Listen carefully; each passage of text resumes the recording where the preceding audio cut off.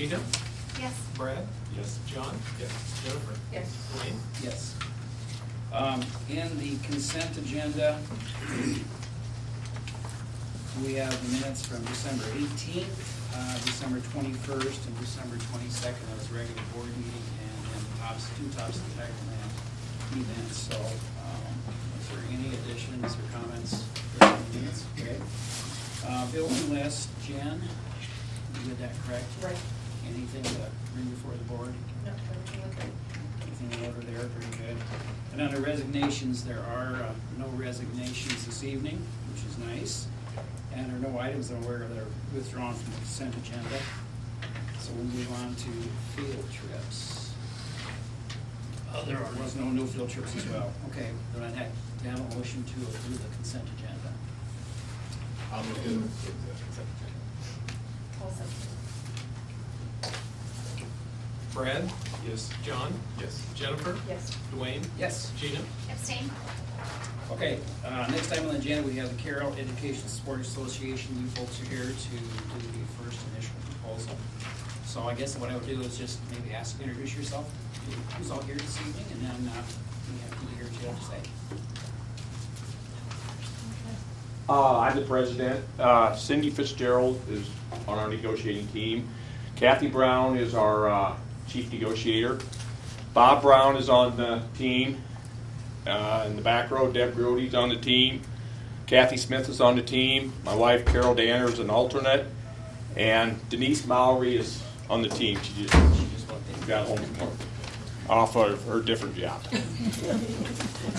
Thanks, Dave. Kathy is our chief negotiator this year. What they're handing out is our proposal, and we'll just go through it so that you can see where our changes are. As you know, we're coming off a 2-year, so we didn't actually negotiate last year. We are this year. All right, the document you have in front of you is our initial proposal for the Carroll Education Support Association. And at the top there, just kind of follow along, we'd like an editorial change in there that every time the teacher associate words come up, we'd like it teacher associate or paraeducator. And we've got current contract articles 1 through 4, but when we get under leaves of absence for personal leave, our team is asking for granted 3 days of personal leave, and the rest of that the same. Get down to bereavement leave. Under A, they'd like to add 1 day for a cousin. You can see darkened and underlined is what the changes are. Under other leaves, we've got an 8, the employer at its sole discretion may authorize special leaves of absence with or without pay, and we'd like to add the employee may use 3 unpaid leave days. And the rest of Article 4 is current contract. And when you get to Article 5, 6, and 7, those are the same. Under work week, we'd like to have the work week read that the week for pay purposes will commence at 12:01 on Sunday and end at midnight the following Saturday. And the rest of those are current contract. And until you get to B, under school being dismissed early, we'd like to add the employee will have a choice to stay or leave on a professional development day after getting permission from their administrators or supervisors. C, current contract. D, we've added mandatory reporter training will be the monetary responsibility of the school districts. 6, current contract. 7, the work year. The employee's work year shall consist of 178 student contract days plus 2 orientation training days and the 5 paid holidays. And then it goes on to read current contract there. And then we get into the next ones are current contract. We get to Article 10, which is wages. And for 16-17, we are proposing 80 cents per hour increase. That beginning wage may be a little different when we get into that. That may not be the correct one. I think I based it off of what we had in 2015. So we're a little more carefully. So we are proposing 80 cents per hour increase for regular education teacher associates, special education teacher associates, special education severe and profound teacher associates, health assistants, educational interpreters, transportation workers. And we've got in here extra pay for special education routes, $80 per month. That's prorated. Down under drivers, for route drivers, we are proposing $80 per month increase on the base for 9 months. Hourly drivers, 80 cents per hour increase, and activity and field trip drivers, 80 cents per hour increase. We also, in number 2, we want to add a longevity pay. Hourly employees shall be paid an additional, that should be "and" instead of "on," sorry, an additional 25 cents per hour for each 5 years of service to the district. Bus drivers shall be paid an additional $10 per month for each 5 years of service to the district. And all items that aren't listed there are current contract. And Articles 11, 12, and 13, current contract. Until you get to B, we'd like to add a number 7. The letter of assignment will have a 2-week notice instead of 30 days. And add a number 8, the letter of intent for returning to the new school year should be sent to employees by June 30th of the current school year.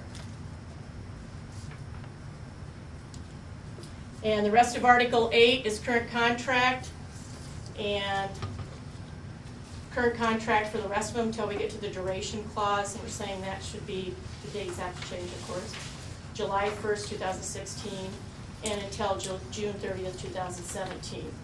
And just a note down here, we would also like to discuss having a bus monitor and/or cameras on the buses for safety reasons. And that concludes our proposal.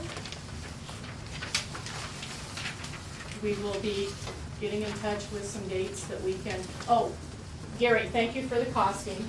We have not put a percentage on this at this time because we don't know what the insurance is. So you don't know either probably at this point. Okay. So we'll get in that in the course of negotiations. Thank you for your time. Stay warm. Have a good rest of the evening. All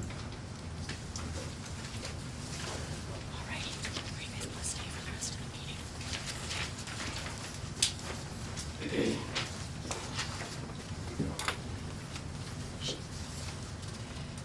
I want to just ask one question on the bus camera, bus monitoring. I guess is that a ranking of 10 being a very serious issue or high priority concern? Just how serious of an issue do you see that? I personally see it as serious. Okay. I've had a couple of episodes on my bus, and my bus is pretty calm. Okay. We have some issues with, it's every day. I mean, I would invite any one of you guys to ride along on the bus on any given day, please, plus 39. Or 24, or 3. Pick one. The other thing is too, Dwayne, It's our reputation. you've seen over the It's just years, like a teacher. even somebody cries wolf because they get mad at a teacher, and it's ruined that teacher's career. I mean, You see it on the news every day.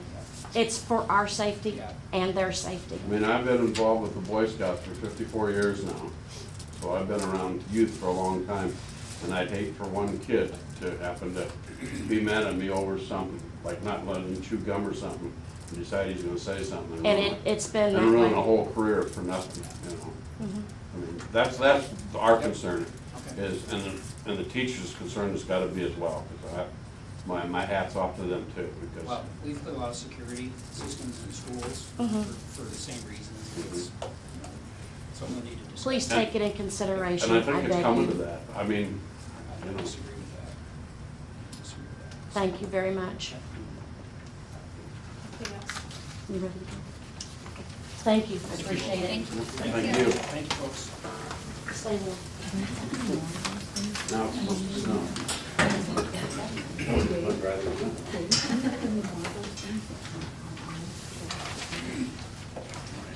This time, I don't think there's any public forum. Yeah. We do, oh, okay, sorry. Yeah, my name's Greg Perkins. I sent a request for something for the board to consider. I sort of was drafted into coaching a fourth grade basketball team. Came to find out that it's hard to rent, or actually not possible to get to gyms on a Sunday or Wednesday. So I'm asking the board to consider to find a way around that and let us have the gyms available on Sundays and Wednesdays. But what we're finding is almost all the classes now, boys start in 2nd grade. Girls, to be successful, are starting in 4th grade. There's only a few gyms available in town, and if you do the math, we run out of times to practice. One of the things, athletics teaches a lot to these kids, things that can't be learned in the classroom. It's they're valuable lifelong lessons. When you look at people who are successful across the spectrum, many of them were involved in athletics. I encourage the board to find a way around some of the problems that have been present. One, I guess, apparently is there's no access on Sundays because there's no janitorial support. But every school has a fob, a way to get in with a keyless entry. I have two. I have one for the hospital, one for a clinic. It works great. There could be a way where I assume fobs aren't exquisitely expensive. For $25 or $50, you could screen who you're passing your fob out to. It's all electronic. You can find out when those folks come in. You probably can allow them entrance electronically during the hour they rent the gym, and get around sort of having to have someone there. I'm certain that these coaches that want successful programs would find a way to make themselves and/or their assistants and/or the junior high coaches available to be there to let us in if it came to you need to have an employee there. I talked to the girls coaches. I know that the boys coaches want to have some practices on Sunday, or at least open gyms where they're shooting. It's a very simple request, but it truly is a problem to find access, especially if these kids, they have games of their own. They want to go to the varsity games on Tuesdays and Fridays. So I hope the board would consider trying to find a way around this hurdle. How many days a week can you currently practice? I think you can do it every other day, but Wednesday and Sunday you can rent the gyms. The gyms are available for $25. So we were trying to set some things up for Sunday, but it just didn't work out. We did. But again, if you call these churches, there's only about 2 other time spots available right now. I think it would be something for the board to consider. I mean, we're putting a brand new gym in in the Fairview Elementary. It'll be nice to actually fill these gyms with people playing sports. There's more and more of the teams. I know Jeff Arnold runs a volleyball program. That's about the only one that Carroll has. But I know there's talk of other classes forming at youth as things kind of fall away from the city being responsible to parents organizing. It's hard to find time. It's hard to find floor time. So that's my request. And I don't know how you do it as far as you have to be a coach. I don't think you can stipulate that. I mean, if the family would want to rent it, I don't know how you could shut a family out, I suppose. But as long as there was some sort of type of credentialing, it would be no different for a coach or a parent, and have some sort of some sort of deposit or a retainer. I think it would be successful. So that's my request. Thanks for the consideration. Do you guys have any questions?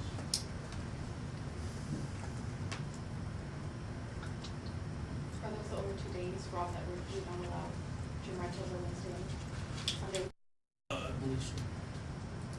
If we were to ask the coaches or the parents to run a mop across the gym floor and be done with it and make sure everything's picked up, we need to have janitors come and clean up.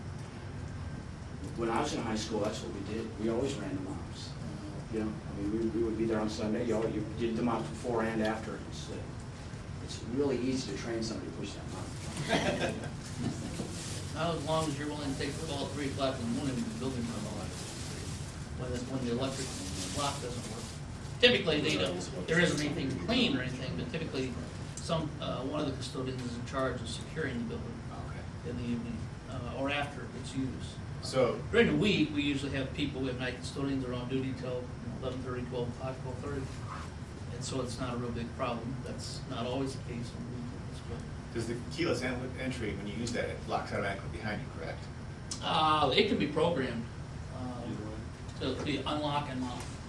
You know, like these doors down here to the west, they're programmed at, they're 5:30, 5:45, and they're programmed to lock at 8:30, 9 o'clock. And, but our guys still check them before they leave. So,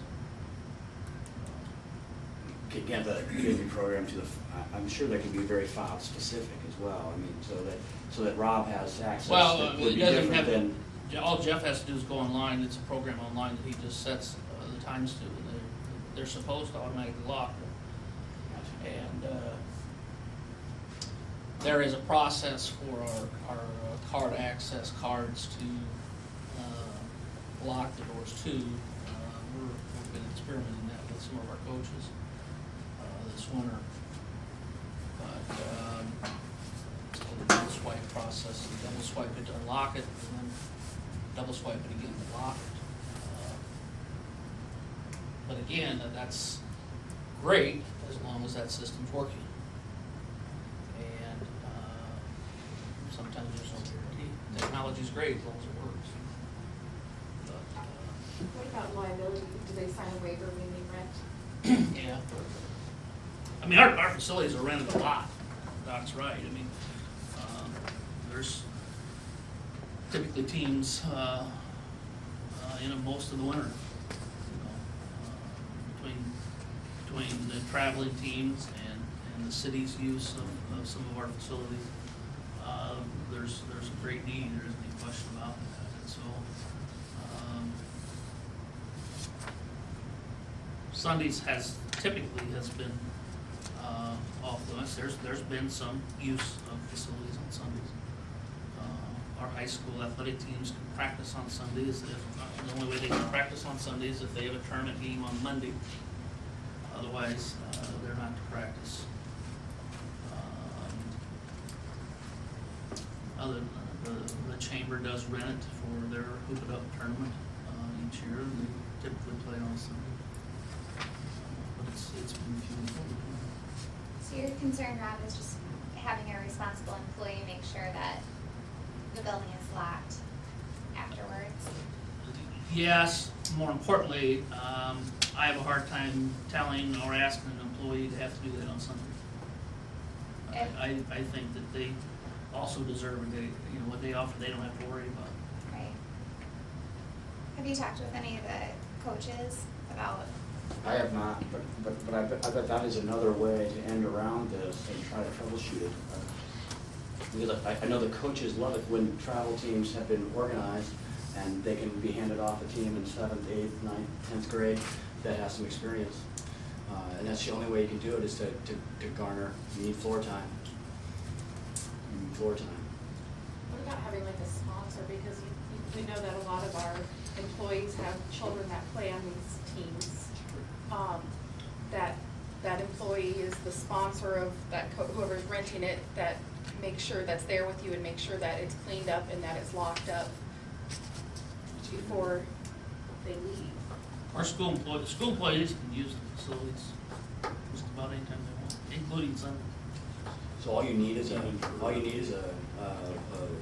Who they invite in is they're in charge. It's their baby. Really? They need to be a school employee. That's an And they're responsible for securing the building.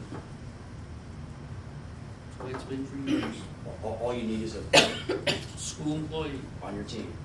Nope, You're don't gonna need- have you're gonna to. Just as a sponsor. Need a school Just- employee. Come hang out with you. A school employee to let you in. That may be the end around. And be there. That very, and be there, and be there to lock up. Be there the whole time. Be there the whole time. And the employees can only get into their site though, correct? Not necessarily. Many of our coaches, simply because they practice at other facilities, have access. Most, if not all, of the gyms. Because you never know when they're gonna practice. So, but it doesn't have to be coaching, any school board. You may get some issues with the Wednesday night with conflict with church.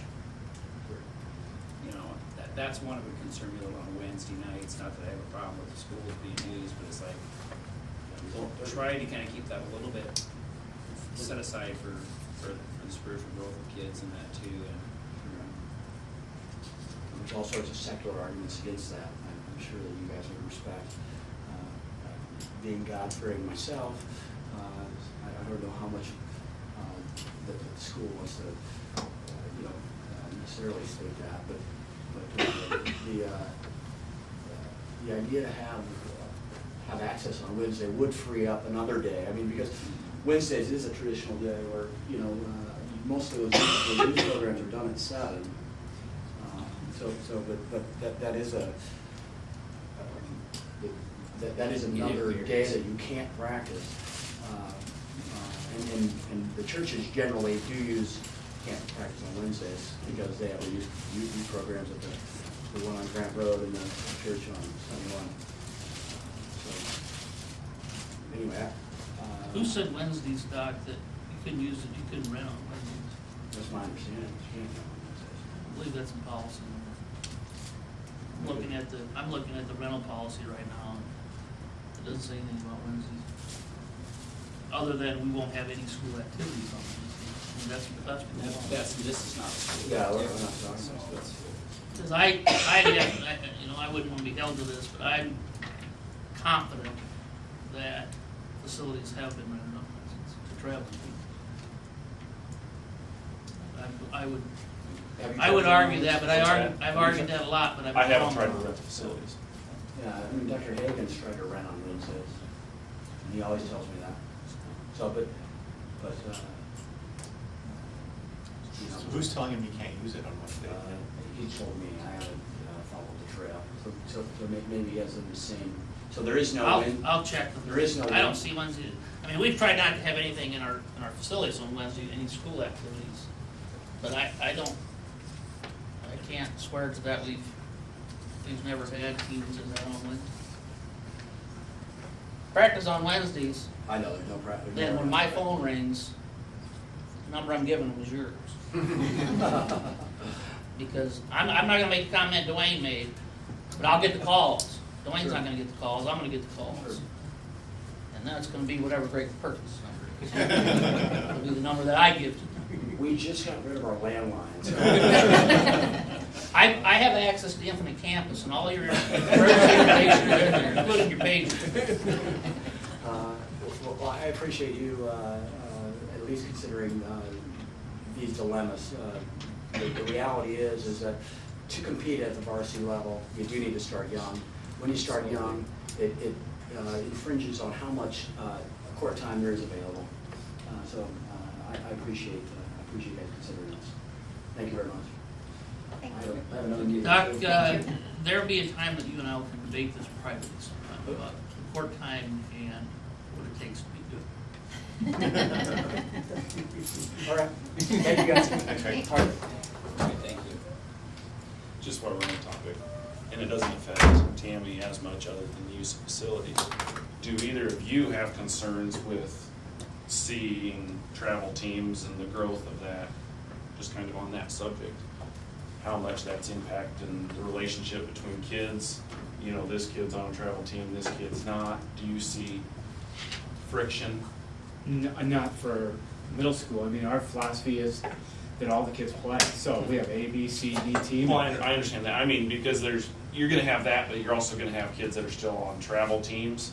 You don't see a lot of friction that is formed at elementary or anything that, I think that's more outside of school Yeah. than anywhere else. you don't see it affecting, but. Well, the one thing, if we go along with doing the gyms and having the employee be, coming up with some policy for that, is that's gonna open it up that we really need to have a schedule in place because There is.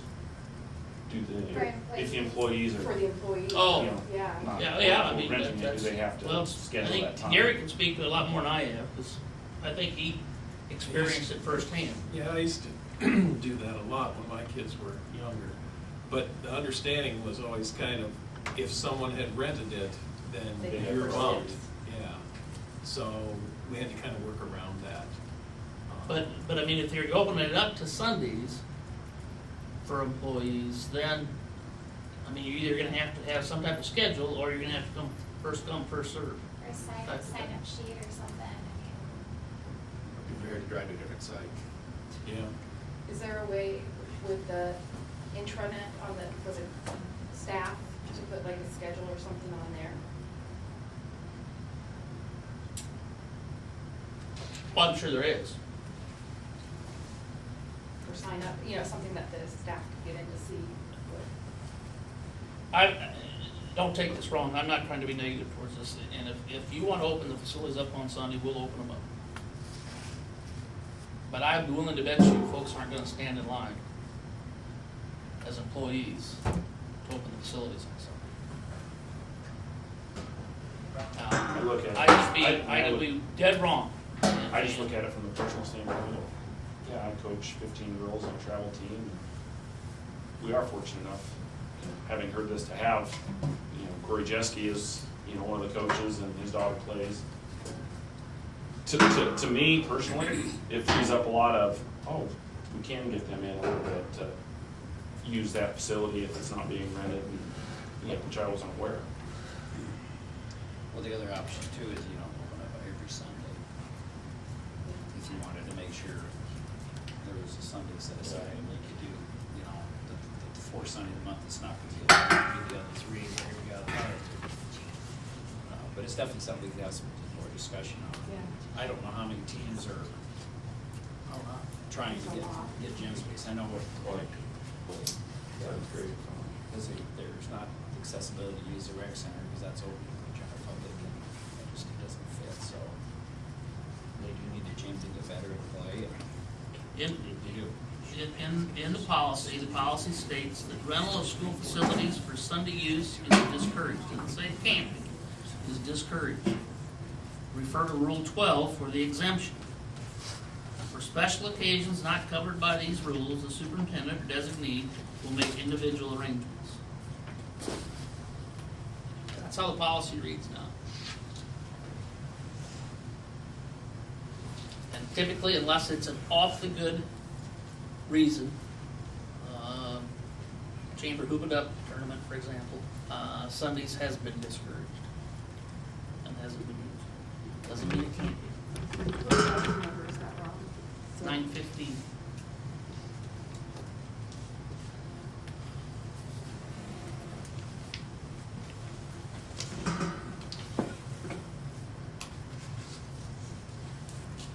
When the staff has used it before, the employees have used it before, have they had any issues with it not being ready for school the next day, meaning the floor not wiped or Not to things? my knowledge. I've never heard.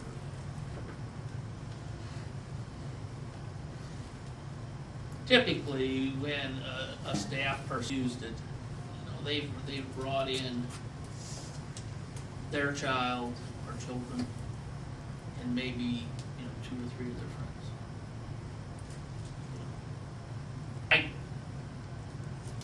I haven't seen a lot of that being done recently. I don't go in and inspect every gym on Sundays either, but I don't see that a lot.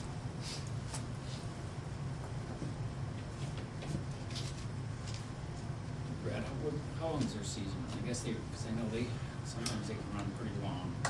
from our standpoint, we usually start practicing with the girls like the first week in November. And then basically through the Hoop It Up tournament is our last tournament, which is in March. early I think March. that's pretty standard, because my And that's son pretty, plays as well. pretty close to, they get a little older than, the boys Yeah. are playing in, a lot of them are playing Cardinal football or playing that, so they wait till that's done. But that's, November through, actually, about 5 months. It starts as young as second grade. Second grade. Well, and like Dr. Perkins said, gym space is a premium. We called it the end of September to get gym space, and we had used the gym last year twice a week. We called it the end of September. It was already booked for the times that we had used it the year before. So, which was fine. We ended up booking some different times. But it is at a premium. Is Fairview getting used now? Yeah, my son is using Fairview, Adams, and middle school, Just depending Jim, on. wherever, just twice a week. Hope But- you drive to the right one, right? Yeah, exactly. So, I mean, they're juggling everywhere, wherever they can find spots, they're getting, like you said, coaches are calling in October, September to get 3 months reserved. Would they not be able to use both gyms if Fairview once the new gym is completed? Sure. So we're gonna have another gym open up next year. Don't the middle school, or does high school or middle school use Fairview for practice? Or is They there- have priority for practice times. and- Middle school. Our practices. Yeah. Yeah, but see,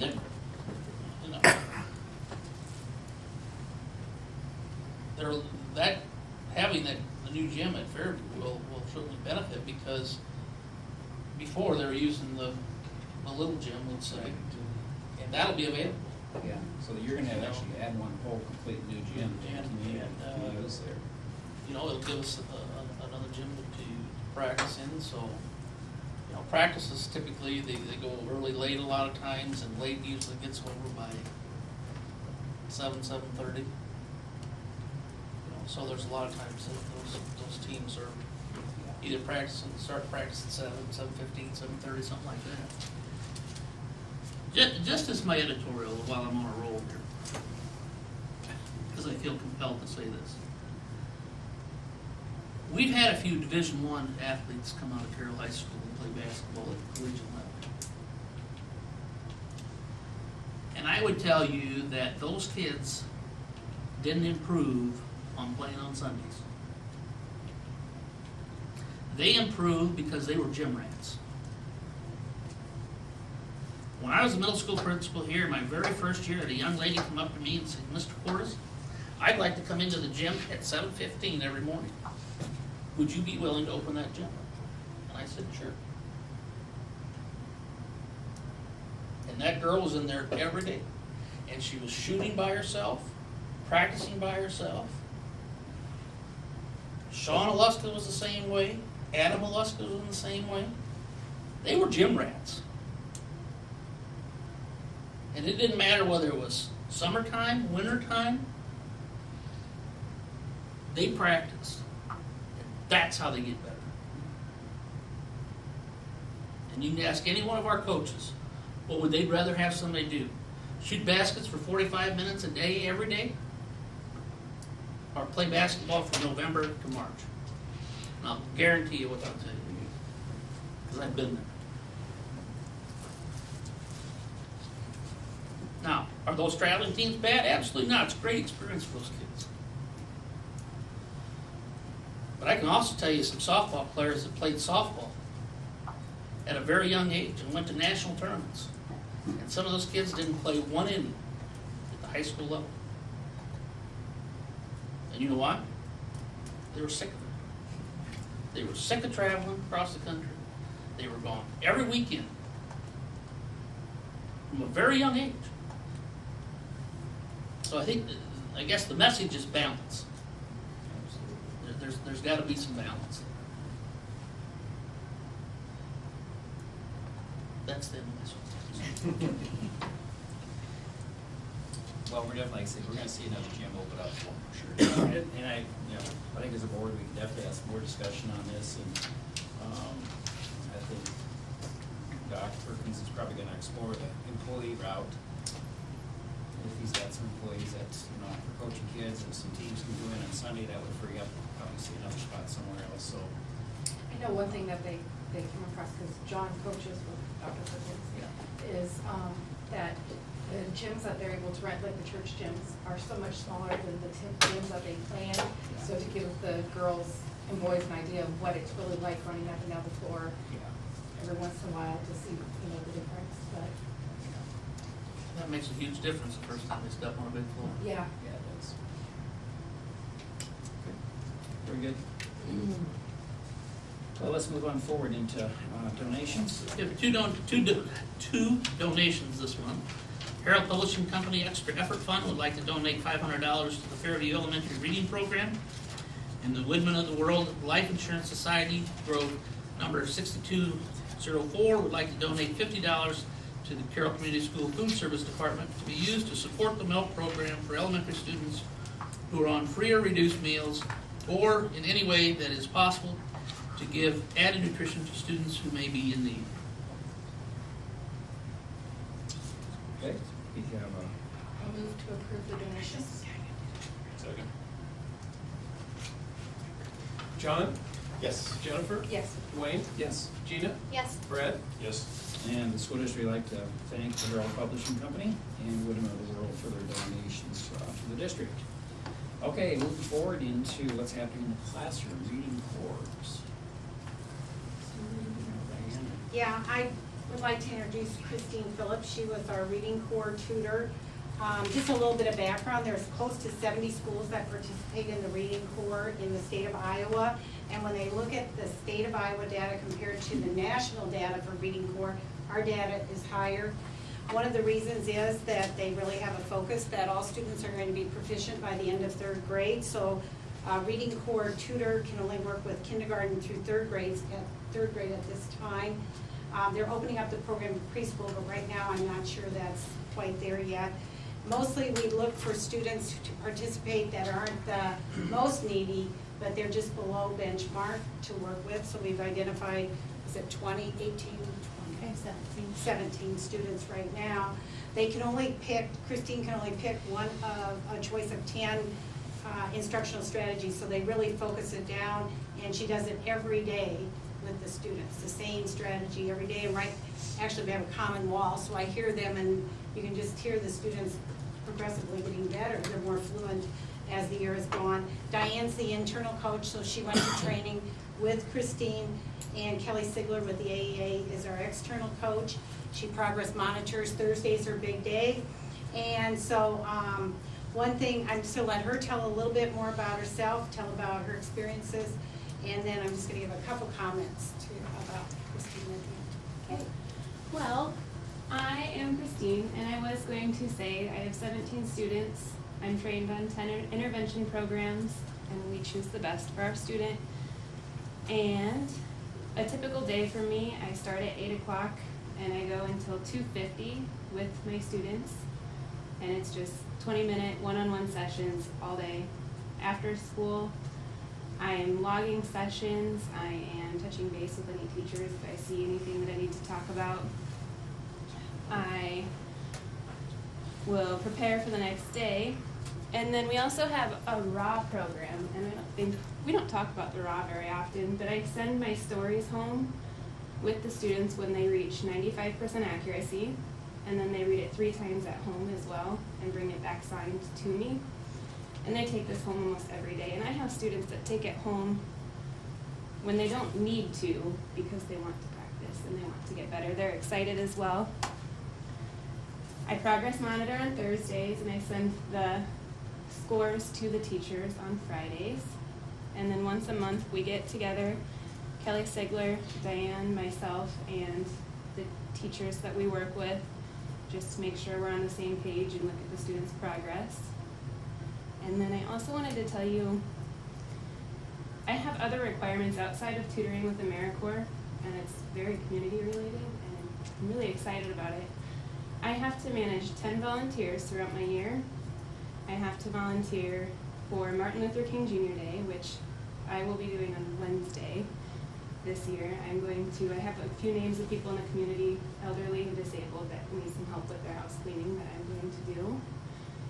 Conferences, I have a little center set up in the library with computers, and we play reading games with families that maybe have multiple children, so they need somewhere for their other children to go while they're in their conference. Over Christmas break, I read to 4- and 5-year-olds at a local daycare.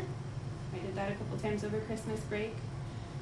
I have AmeriCorps Week coming up in March, and I'll have to do a service project for that as well. And then another thing that I'm really hoping to do through AmeriCorps and Reading Corps is go to a local retirement home and maybe bring some children that I know and have them read to the residents there. I think they would really like that. So it's not just through tutoring, it's also a lot of community-based things. It's really exciting. It's really fun. So. Christine mentioned that she works with students, she starts at 8 o'clock and goes until 2:50, the 20-minute sessions, because Reading Corps says that the tutors cannot have a prep period during the day when students are there. That type of work has to be when students are not there. So she starts right away at 8 o'clock with a student who is actually, we're exiting, so we've had 3 students now exit. But she starts at 8 o'clock with this student and gets a 20-minute session in before announcements even start at Fairview. And then she starts in again right after announcements. And so then she has her half hour for lunch, and there's like a 10 or 15-minute break in there for other things. And otherwise, she's working with students when they're at school. I know the one thing I would say is you need to get the right person for the right job. Christine worked with us, she was a teacher associate with us a couple years ago, so we knew her. So when Diane and I were talking, because you really want to think this through, you want a person that's going to follow the rules and be committed to kids and be positive. And I feel like we got that with Christine, and talked to her, the gentleman from the AmeriCorps that interviewed her with me just last week at a conference. And I said, she's doing really good, and he said, I knew she would. So it was kind of a positive for that. One thing, I really, United Way supports this in some cities, and I happen to be on the board of the United Way, so I'm going to bring it up Wednesday night at the meeting and just kind of say, I'd like to apply for a partial application for one, but really ideally, I think with our population, we could use 2 of them, maybe a half-time here for 3rd grade and 1.5 at Fairview. I'd really like to see it expand, and of course I'd like, knock on wood, Christina come back next year, because I think she does, she's so passionate about what she does. And same thing every day, 20 minutes, it's good. She's doing a great job with us. Good. Any questions for me? You answered my question. I know you talked about exiting out one earlier this year. I was curious how that was Up to going. 3 now, and so benchmarking is going on at Fairview right now. 2nd grade will be done by the end of the day tomorrow, so we'll look at benchmark scores on sometime, Tuesday after they're done, and Wednesday, and make some phone calls to parents, because we always do phone parents and let them know when we would like their children in Reading Corps, and also when we exit the children. So we should be ready to go hopefully on Thursday with some new children. Because we do try to get them in, we have an opening, we get them in right away, because we want Christine working with students.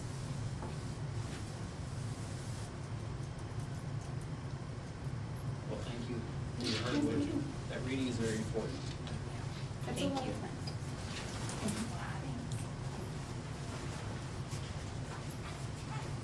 Move forward here with school improvement report, our 15-16 professional development calendar. Who wants to start here?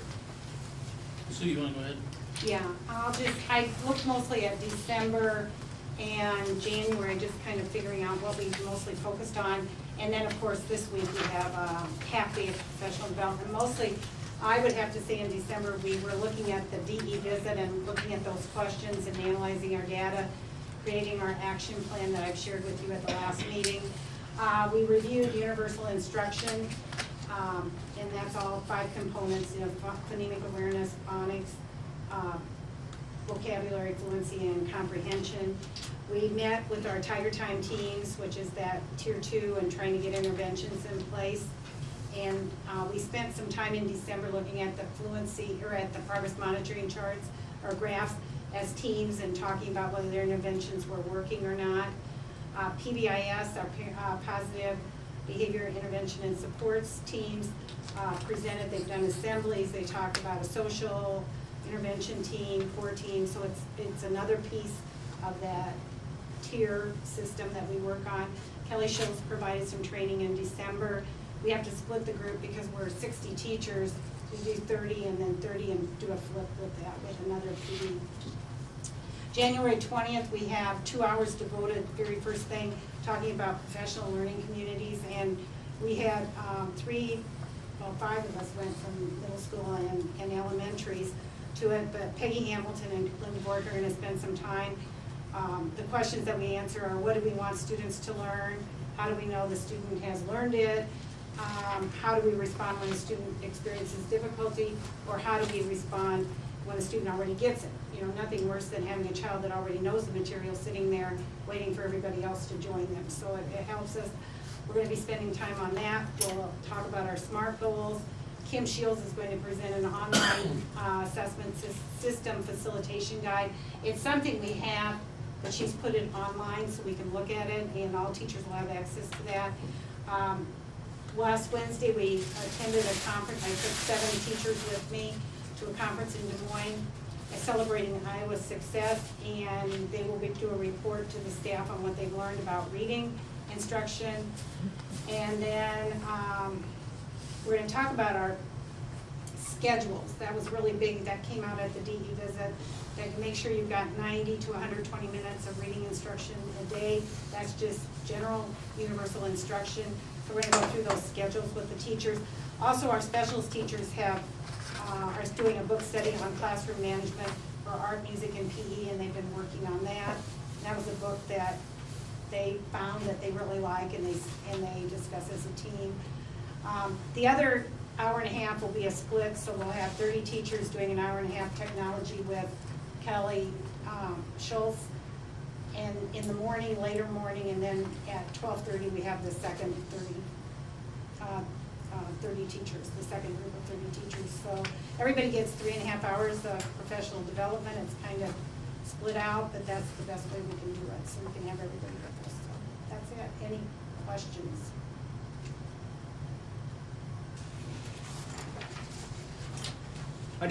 I used the same format that Sue talked about. I went back to the beginning of December, and I'm going to share some of the professional development that we did back then up through the 20th of January and as we move forward. But we're basically continuing with our initiatives that we started at the beginning of the year. Technology is one.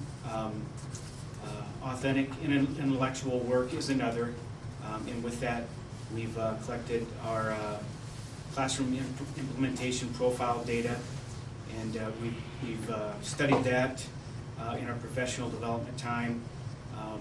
We worked with our professional learning communities with 5th and 6th grade.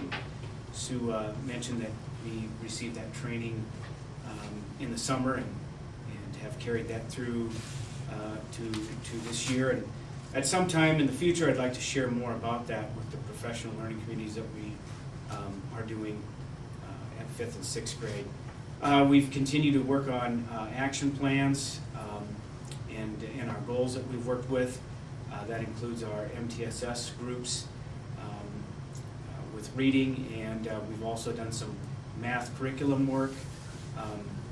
For the 20th of January, our upcoming PD, we've developed a format for collaboration with the high school, and since both the high school and the middle school have AIW as its initiative, we've decided to have our departmental teams set up so that we can score with high school teachers and middle school teachers, and then we'll use that as a half of the morning session, followed with collaboration time for the remainder. And each group has decided on what their primary focus of collaboration will be. And just to give you an example, with social studies, with our high school and middle school folks, their focus is on essential questions where for mathematics, they're talking about advancement of students and so forth. I will be working with our 5th grade team on professional learning communities, and as we move forward, we will continue to look at in February and March with AIW scoring and studying our NWEA data, which is coming up. Testing is coming up in January, at the end of January, and then we're looking at some assessment practices that we'll be studying. You know, the professional development calendar is not completely set in stone because we like to get feedback from our teachers, and I feel that that's really important. And the people that are getting that feedback are our instructional coaches, well, our instructional coach and our model teachers. And when we meet, they share that in our team, and you know, we make decisions based upon that. So we've got it set, but we also make changes as we move. So, any questions? All right, following exactly what Jerry just got done saying, I think throughout my time in this district, we've become much better at customizing our professional learning for our teachers based on that feedback, and the 20th is a great example of that. Our teachers will have a chance to collaborate with the middle school teachers, which it kind of seems silly that we don't do that more often. They're just across the street, but everybody gets very busy and professional learning time is limited, so I'm pretty excited about that. We've got science teachers working on the next generation science standards. We've got the math group and the science group working on the Smarter Balance Assessment, taking a look at what those questions might entail, even though I think that's been put off again for who knows how long. But that being said, it doesn't hurt to start that process. Most of the things that I have to talk about you will have heard before, so I will just touch quickly upon those. We are in our about third quarter of working with multi-tiered systems of support, and to put that in a nutshell, what that means is what will you do for those students that need that extra support, and how will you give that extra support to them. So we have 2 more days of the team going to that training, and we have departmental teams working on determining what is it essential for a student at Carroll High School to know in math, science, language, social studies, those other courses. It presents kind of a challenge at the high school level because we have one teacher teaching algebra, we have one teacher teaching calculus, and typically that model is more set for a middle school or an elementary school, but we've been told it can be done, and so that's what we're working toward. And we've been working on those essentials with those different departmental teams. We continue our work with authentic intellectual work. We have a team of teachers that have gone, including myself, to study standards-based grading.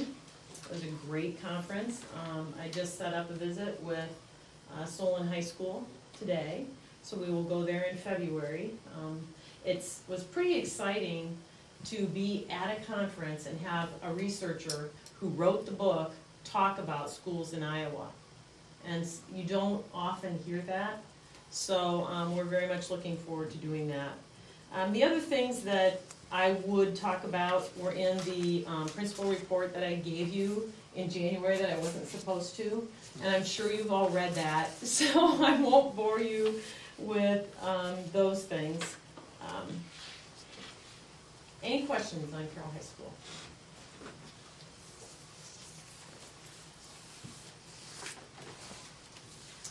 Any questions from the board?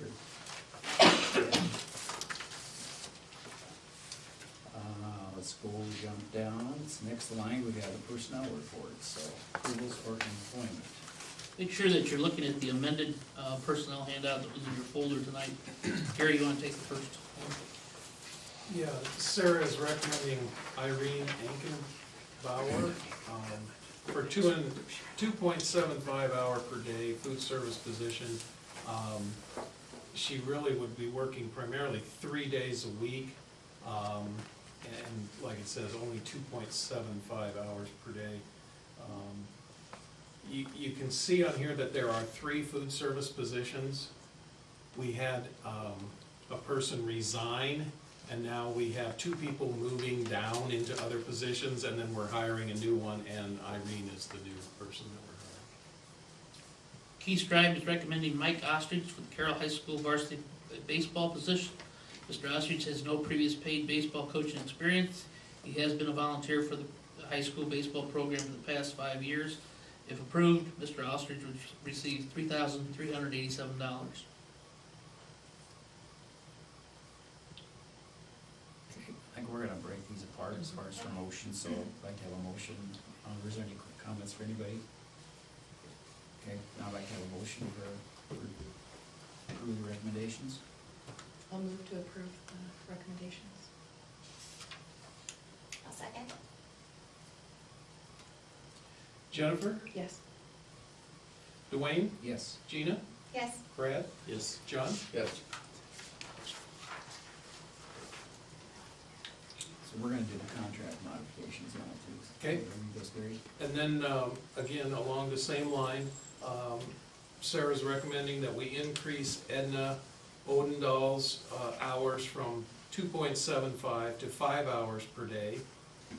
And then Janie Sipker would be increased from 5.25 hours per day to 7 hours per day.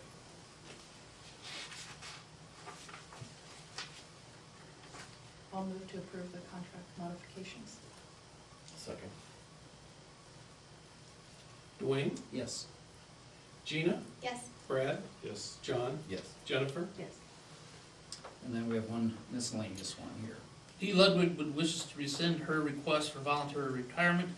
Dee wishes to continue to serve the district in a similar position to the position she currently is working in. Dee will be required to reapply for any position for which she is qualified. So if we send that, we'd ask for a motion to approve that. Motion to rescind. Or to rescind, yes. I will move to rescind Dee Ludwig's request for voluntary retirement. I'll second. Gina, Yes. Brad, Yes. John, Yes. Jennifer? Yes. Dwayne? Yes. Okay, next on our agenda, we have the administrative report, so we'll Start in the middle. Start in the middle. Jerry? Work our way All up. right. I already shared a lot about professional development, but thought I should mention a couple people. Kelly Schultz, our technology integrationist, does a great job, and she provided some training back in December on the SAMR model, which I know has been shared with some of the other buildings as well. And Mr. Hyman gave you a report last month on his work with a committee with math. He's now moved into the reading curriculum work with a group of teachers, and they met last January 12th, and they will continue to meet half-days in February, March, and April with some professional development on the Iowa Core and in reading training. I've been doing some work with model teachers and the instructional coach. We first started by looking at meeting during the school day, and that just didn't work because there's always one thing that comes up, and it just wouldn't happen. So we started meeting in the mornings, and we started studying their job description and position responsibilities. And I think that we all agreed that you can check off the things that you do, but you can do that. But really what it boils down to is, how is this really going to improve student achievement? And that's the thing that we're looking at. So what I tried to do is take those position responsibility targets and break them into 5 different categories. And I broke them into collaborating with teachers on curriculum instruction and assessment, professional development, collecting and analyzing data, relationships and collegiality, and leadership teams, and teacher observations. And what we tried to do is find out what are we doing really well in those two positions, and then what are the things that we need to do a better job on. And so we're kind of setting goals as to what we need to work on. I think we all need to realize that this is the first year that we're in this, and we've made a lot of progress, but there's a long ways to go. And the model teachers and the instructional coach have done a great job of bringing to me the things that they really want to talk about. And so we're moving forward with that, and right now we're meeting in the mornings, and we meet once a week. It's usually on Wednesday morning, and we'll continue to do that. So moving forward, as I said, NWEA testing for the middle school schedule, we'll be doing that January 26th through February 8th, and that's in math and reading. It'll be our winter testing.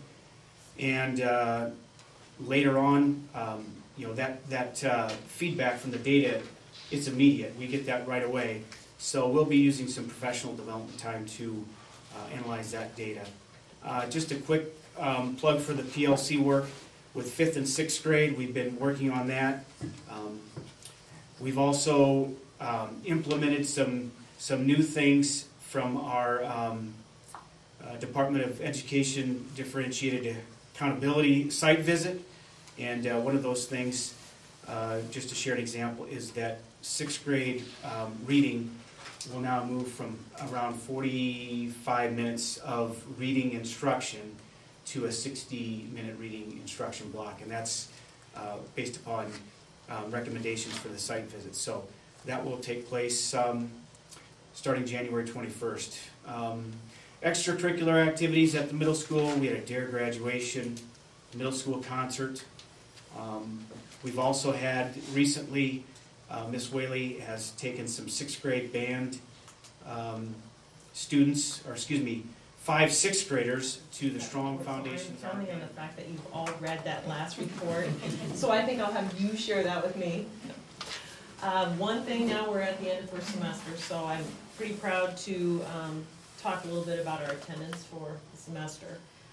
Cumulative 97.12 for 9 through 12, with probably the highest attendance in the senior class with 97.61.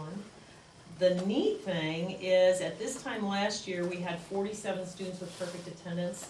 At this time this year, we have 89. And when you think about the fact that you've gone through some of the flu season and the winter, and we're past the break, that was pretty exciting. A couple students worth recognizing here.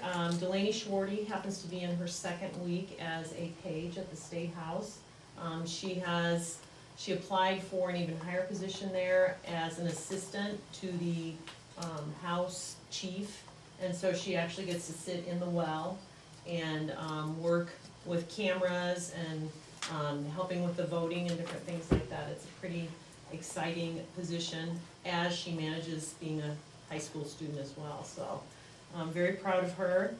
I have, for the first time, a student that will be applying for as a student representative on the State Board of Education, and that's Peyton Raymond. We just have a couple more components of his application that we need to take care of, and I'm very excited about that. It's the first time in my history as an administrator that we've had anyone step up to apply for that. We continue our Student of the Month.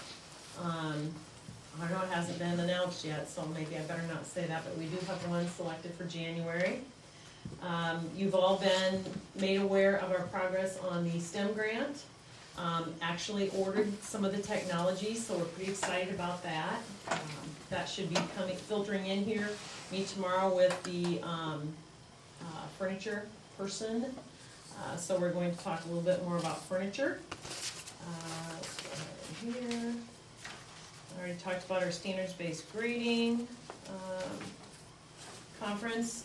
Model teachers, along exactly the same lines that Jerry talked about. Each one of my model teachers is going through their job targets. They are reflecting on what they've accomplished so far this semester, and then they are actually setting goals for themselves individually and as a team It's kind of difficult because we've never had this position before. It looks different at every building, and so I'm actually very happy that we met and did that because I think it's starting to clarify some of the responsibilities and areas of need, so. Also, an exciting point about a staff member at Carroll High School, Ryan Austin, who is my social studies, one of my social studies instructors, applied to be on the state board to revise and rewrite the social studies standards for our state. And that's pretty exciting to have one of our own on that committee, so. Those are the additions that I have since the last ones that I shared. And then for us, when Jerry talks about it's really hard to get together during the day, and you try to avoid that sub situation. We did meet last week with our multi-tiered system of support with teacher leaders, and that would include the model teachers, the instructional coach, and then we have a couple that aren't model teachers on there. And we talked about our winter benchmark, which today started. First grade results were outstanding. It was kind of awesome. We're missing 4 kids' data. This was the first day, and they're all excited. Teachers are just elated about how our kids did this round. We're going to have a data day in February 8th where we rotate subs through for all the grade levels, kindergarten through 4th grade. One thing that we have on the plate is trying to get some training on dyslexia with our teachers, a shorter version of that, working with some AEA in February, coming out during one of our 2-hour early dismissals and doing that. I talked a little bit about our PBIS. The assembly was held in January 6th, and we reviewed the basics. There's a new challenge that kids can earn hearts. That's a big deal in our building, PBIS. And preschool registration's next Monday. Kindergarten registration is February 8th. Teacher quality teams are getting together every week.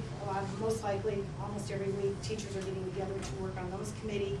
And if any of you knew Erin March, who was a 5th grade teacher, she worked here, then she went out to middle school for 5th grade. She shadowed me last Monday. It was kind of fun to see her. She's working on her administrative degree. She's finishing her 3rd year of teaching, and will have her degree. She won't be able to put it into place, so she has 5 years of experience, but it's kind of fun to work with her for a day. Just one question I would have is there's any comments, just very short, on the TLC as far as, I mean, we had Kelly Schultz here a while back. Just any little snippet of an update as far as how's it going? I think good, but I guess just because we're, the state's investing a lot in that, it's something very new. I think it's something as a board we like to kind of keep abreast as to how are things progressing there. So just, if you could just give it just a real short, 1 minute or less. I appreciate having a second set of eyes and ears in classrooms and to support teachers instructionally, which ultimately benefits the students. We're all learning how to manage it all, but I think probably going better than what I thought it would be at this time in this year. That's how it is at high school. Well, I just think that we've got the right people in the positions that we have at the middle school, and that promotes that collaboration where you get a chance to listen to some people that really know what their passion is and what they want to do, and just having that opportunity to collaborate and then make decisions based upon that. So I think it's gone well. I would have to say the same thing. Our model teachers, they came out right from whenever we started, well, June when we went to the PLC conference. I mean, they just came out and they helped plan PD, and it's kind of fun to plan PD with people.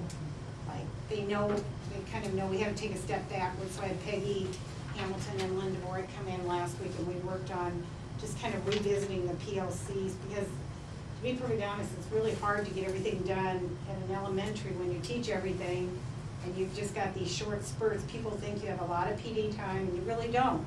And it's hard, so we had to come back and take a step backwards, and it's kind of fun. Kim Shields is like sometimes I have to say to her, slow down, your mind's moving too fast for me, you know, and pull her back a little bit and say, just hold on, I'll catch up with you in a little bit. But it's kind of fun to have somebody sit that, for a really knowledgeable group of people that kind of know where you're headed. And we try to do a lot of our own PD, not a lot with AEA, mainly because it's nice to have them all trained, I think, you know, and have that common knowledge.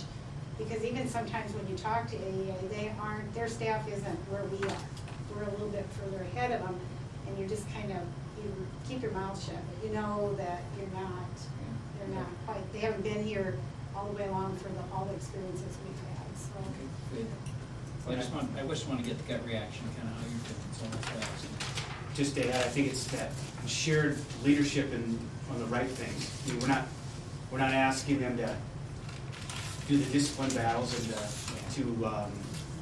to watch over the lunchroom. We're asking them to do things that they can do. So Great. Next thing on the agenda is approval of new classes for Carroll High School. So, All right. I'll let Mr. Lighting go first. We had, some of you have heard from the SIT team, this particular course proposal. I'll let Doug speak to why it came about and what he is expecting from it, and then answer any questions you might have regarding it.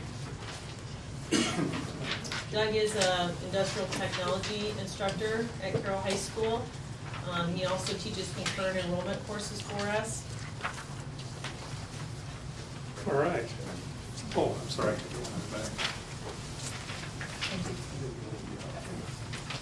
Okay, well, first off, again, I'm Doug Lighting. I teach industrial tech. This is my 8th year at Carroll High, 26th year in education. So anyway, Tammy and I were having a talk a while back about classes that I teach. And I was in 100% agreement with her that we are very, very DMAC heavy on what I teach. I mean, it's to the point, some semesters it's about 70% of the day. Like this first semester, it was about 60%, which isn't a bad thing, but on the other hand, we are kind of tailoring to a certain population of students. And it's great to say, you know, I get a lot of kids that go on to Iowa State, I got a lot of kids going on to Volk schools and stuff, you know, getting a 2+2 and things, but we're missing a lot of the population. So we're looking at something that can catch every kid at the school. Now, we came up with this course, home repair and maintenance. There's no prerequisite for this. There's, what should I say, open to any student grade 9 through 12. And I tried to think, you know, what can everybody use? And I tell my kids this every day. If we're teaching you things that you can't take from Carroll High, I think we're wasting your time. I really do. I said, high school kids aren't dumb. They know when you're just filling time during the day. And I think this is something, too, that every kid sees the knowledge. And I've kind of given this around a little bit, kind of asked some feelers about from kids. And usually most of the TAs want to know if they can take the class also as we go through this. So anyway, I'll read the first part of it to you, and I'm not going to read the whole thing. And if you have questions as we go through, feel free to ask. Course is intended for students of all levels. Home repair and maintenance covers how to become your own personal handyman by offering students a lesson on a variety of home maintenance topics. The student will learn basic home repairs and improvement techniques. And the topics below, you know, general home maintenance, construction, drywall repair, measuring, flooring, landscaping, etc. Now, one of the questions that came up to me, and I guess I never thought about before the SIT committee, was what if we end up with 18 kids in this class? How are we going to do this for teaching them how to do ceramic tile? And that was a great question. I'm glad it came up to me. What I'm looking at is, depending upon how many students we have, let's just say we had 18, I would probably break this into 3 pods of 6 kids. For example, we would do, 6 of them would do ceramic tile, 6 of them might be doing an electricity lab, and 6 of them doing another one of these labs that we've got on here. The other thing we've got to go with this is my team that I've got through CTE. Chad Kirchhoff is one of those. He was great guns with it. He can't find students to come out and work for him. He said, they're just, you can't find them. So what we're going to do, for example, with him is when he's doing a bathroom remodel or something somewhere, we're going to load these kids up and take him out and say, this is what we do. You know, Keith Janin doing ceramic tile. you know, any one of the Schultzes I've talked to about I have got no negative vibes from any contractor in Carroll on this, because college is not for every kid. And we're not saying that this is not gonna lead for a kid to go on to a voc school or go on to a four-year school. But on the other hand, we still have to have this population of students. So, does anyone have any questions or comments? Come on up. No, I'm pretty, actually, Doug, I'm pretty excited to have that. You know- As an option. I think that's incredibly, just really cool to, because you will see kids that'll start doing some of these activities, find out, I really kind of like doing this, and what a great foundation for them to step off into summer employment with a contractor, and then they know they've got some basic understanding of some things to Exactly. help make them more hireable, and that's very exciting. And like I say, there's a lot of, they don't know, because they've never They've never had the experience to try. whether it's a class like this or a kid that comes in and watches my 3D printer, it's like, well, what do you do with that? Yeah, They just don't know. They don't understand. So does this be a semester? This would be a semester course, correct? One of the things I talked to Chelsea Beeson a little bit about, you know, this is something too that we've got a lot of the tools and things on hand. You know, we don't have a tile saw. You can get a tile saw for $200. You know, Perkins money comes up with adding a new course, we can infuse some of these items with that and basically have no cost to Carroll Community Schools. Are you looking to do this just one semester or two? It'll depend on the interest of the kids. Okay. You know, and that's the other thing, this isn't replacing any class that he already offers. It will be determined what he teaches on what kids register for. And it'll be great to have another elective like this, for kids. I can see you getting pretty good interest in this, actually. You know, and it's hard with, you know, with the requirements that students have, you know, I fight that right now with the seniors, you know. We have no kids in advanced architecture second semester. First time we've never had this, but it butts up against so many other classes, they just don't have the opportunity. Having a bigger pool of courses to offer, we can do some juggling. I don't think we're gonna have that problem. And I know it's only one at a time, but like I say, adding one is gonna make an improvement. Any other questions from Mr. Warning? Thank you. Okay, Thank great, you very thank much. you. The next sheet that you have has 3 different courses on it, or options for credit, and they are all related to the Redesigning the Learning Environment grant that you approved at the board meeting in December, that Mr. Meiskens talked about. These courses have been presented to our building leadership team. They've also been presented to the school improvement team. Mr. Meiskens, I waived him having to be here since he has to drive. So I will do the best job I can at answering your questions. And I will summarize rather than read this to you. The Principles of Engineering course is an actual project lead the way course. It is a course that Mr. Meiskens was certified to teach at his prior school district. He is still certified to teach this course. It is a course that focuses on robotics and math, heavy on the math, heavy on the science. It's an introductory engineering course, and currently it will be open to any student, 9th through 12th grade.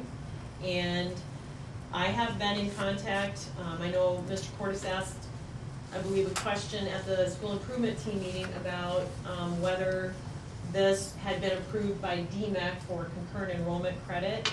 I'm in contact with DMAC, and we shouldn't have trouble setting that up, although Mr. Lundstrom is working on that right now. Since Mr. Meiskens has taught the course before for DMAC College, there should not be a problem with that. I do not have official approval on that yet, but it's always exciting to offer other students that type of option as well. So currently, what this would be called is a local science credit. Now, those of you who were on the board when we had a pet and vet science class, that was also offered for local science credit for those students that don't necessarily need the amount of science credits to attend a four-year school, and possibly have some different interests in the science field. And when we took that pet and vet science local course away, it hurt many kids. So we're pretty excited about bringing those types of offerings back again. So that's the Principles of Engineering course.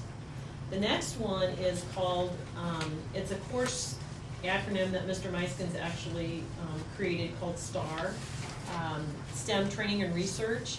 We actually saw a class like this in action at Hoover High School, and it's something that we have been trying to do more of, and that's partnering with community entities in order to help build those partnerships and increase the students' belief that what they're learning in high school does matter and does transfer over into post-secondary or life. And so these are more research-related partnerships with people in STEM fields. For example, people up at the hospital or possibly out at Pella. Partnerships like that. Again, this one is going to be a local science credit, although that is the one that Mr. Meiskens spoke to becoming the potential of a credit through the University of Iowa. He attended some professional learning in, I can't remember what the date was, but it was about a month ago at the University of Iowa. The person that he worked with is actually the person that helped us write this grant, and she's very excited about partnering with us, and it would really open up a lot of opportunities for our kids. So we're looking at sending a team of teachers this summer to train for that. They've offered to do this for us for no cost, which is pretty exciting because Mr. Meiskens went and met with them a month ago. So we're working at making that happen. There might be a conflict with some other conferences this summer, but that's what we're working on for that. And that is open to 10th through 12th grade. The Makerspace internship will happen obviously only if and when we get our Makerspace, and that's kind of phase 2 of this whole process. If you remember when Mr. Meiskens talked about the media center, those different portions in that part. So that's, although that is going to be in our course booklet, we won't offer that until we actually have a Makerspace. And kids really take advantage of opportunities like this. It's like our technology interns we have right now that go all over the district and help support teachers. They help with all different kinds of things, don't they, Rob? With helping wiring, fixing computers, whereas this would be students that would monitor and supervise that Makerspace. So those are the 3 science courses that we're talking about. Does anyone have any questions about those that I can? I was trying to think who You were trying to think of one? So, all right, well, thank you very much. Are there any courses being dropped at all? Just these re-editions?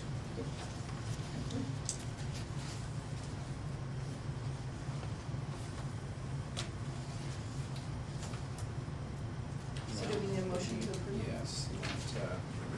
I'll move to approve the new courses. Do I need to list them? Yeah. As presented. As presented? A second. Brad? Yes. John? Yes. Jennifer? Yes. Dwayne? Yes. Gina? Yes. All right. Just looking here, I don't see anything else for the principals. No. All right, guess we'll let the principals go. If you so wish. And stay here where it's nice and warm.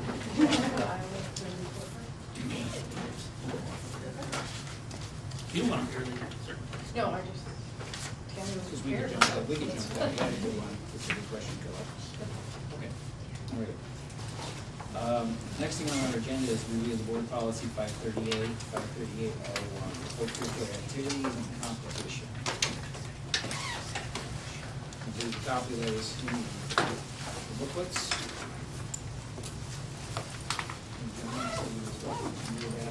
This was brought up in lieu of the situation over at Greene County Schools with their discipline issues about the alleged rape situation, and I had just emailed Rob to make sure that our policy is complete enough to cover what they were troubling their school board over there. And so Rob did send what the Greene County Schools amended to theirs, and I think that's an motion that we explore adding to ours as well, to make sure we have our bases covered.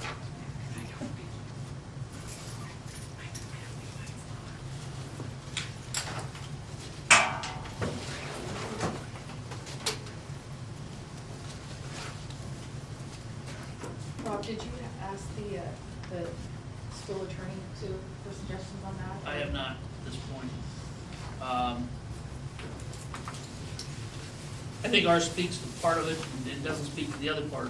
There was two parts that when I visited with the superintendent of Greene County, and one was the issue of being able to begin an activity once that activity is started, and basically for the purpose of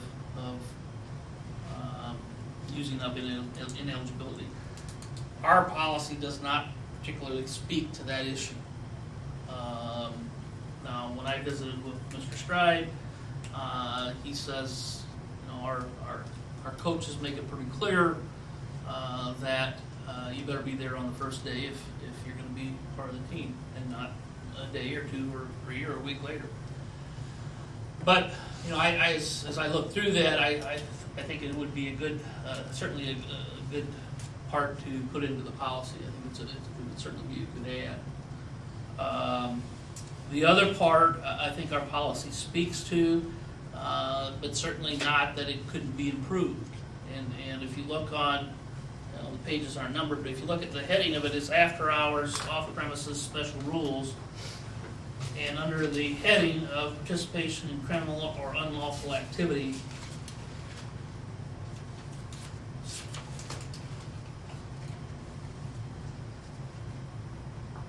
if you read that paragraph, I think that paragraph does speak to what John's talking about.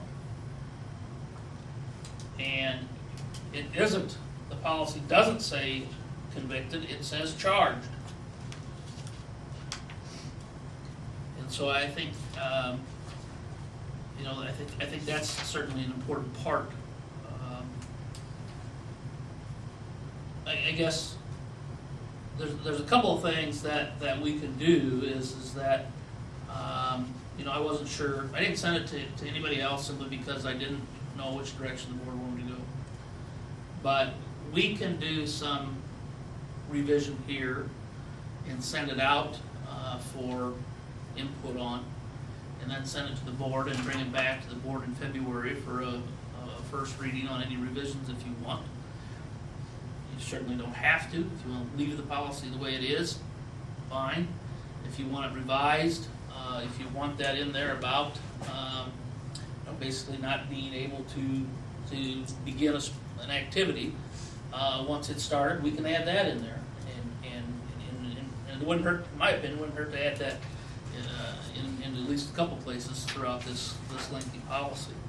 And then the other, if you wanted us to expand a little bit on that paragraph there and clear some of that up, we certainly could do that as well.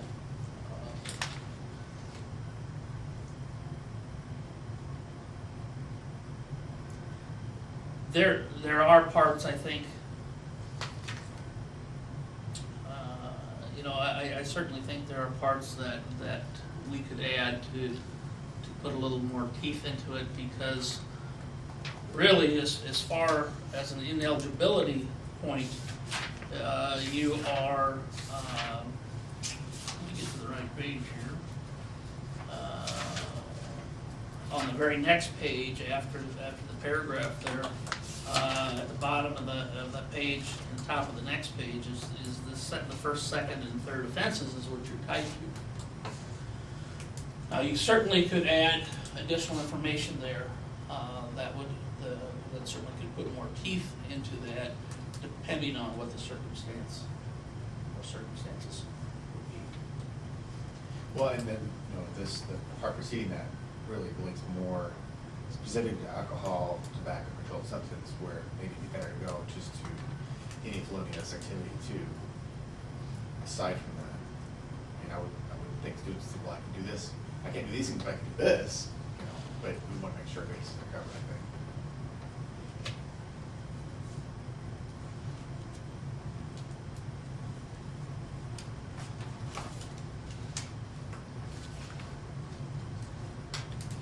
I'd be in favor of clarifying it to have it, just in writing and set out that they can't start an activity once it's been started. I think it's better, although that may be the unwritten rule, it may be better to have it in the policy. Maybe the written rule now, Right, exactly. but Depending on when coaches. you got but- changes, in coaches or activity leaders or whatever, it's a policy that's consistent, regardless who's at the helm. I suppose then we'd have to consider whether that would be just in this policy section or whether it be, would it become an across the board policy then, that you can't start in the middle of the season regardless of your reason? Well, I don't think you could, I don't think you'd have to say that. You could, but I think you could certainly have something in there that states that, you certainly aren't being, you can't join an activity for the reason of serving your ineligibility. Yeah, I think I wanna limit it to that situation. Because You don't want to limit it to somebody. Because you wouldn't, Right. you wouldn't say to somebody that moved in, for example, Yeah, and the season started, moved in from out of state and said, well, We had a situation this year with girls' basketball. We had a girl get to beginning of the year, and now she's participating in girls' basketball. right. Has nothing to do with this. Yeah, I don't think you wanna tie their limit it to hands somebody to that, changing their mind but- and but deciding I- they want to participate. And to my knowledge, we never have, but, I think it needs to be just carefully worded in the policy that the intent of adding this is for the purpose of not being able to circumvent the ineligibility. Because if that was their sport of choice, they'd have been out on the first day. Right. That's true. And not a week later. And all of a sudden, well, now I got picked up for something and well, I'm gonna go out for soccer, or I'm gonna go out for baseball. I'm a softball player and Yep. I'm gonna go out for golf, so I Yep. can, yeah. Yep. But we can certainly work on some things with this policy, get some wording. Then the board can look at that at their next meeting and get it to you early enough that you can Yeah, I'd spend some be time, curious take a just look to- through at that. I would have Coach Stride look at it. I Yep. would That's have coaches all. look at it at these levels too and see if they can think of any circumstances where they wouldn't want their hands tied in that kind of situation. Well, I think anything we put clarification on just avoids, gray areas and heartaches down the road, so.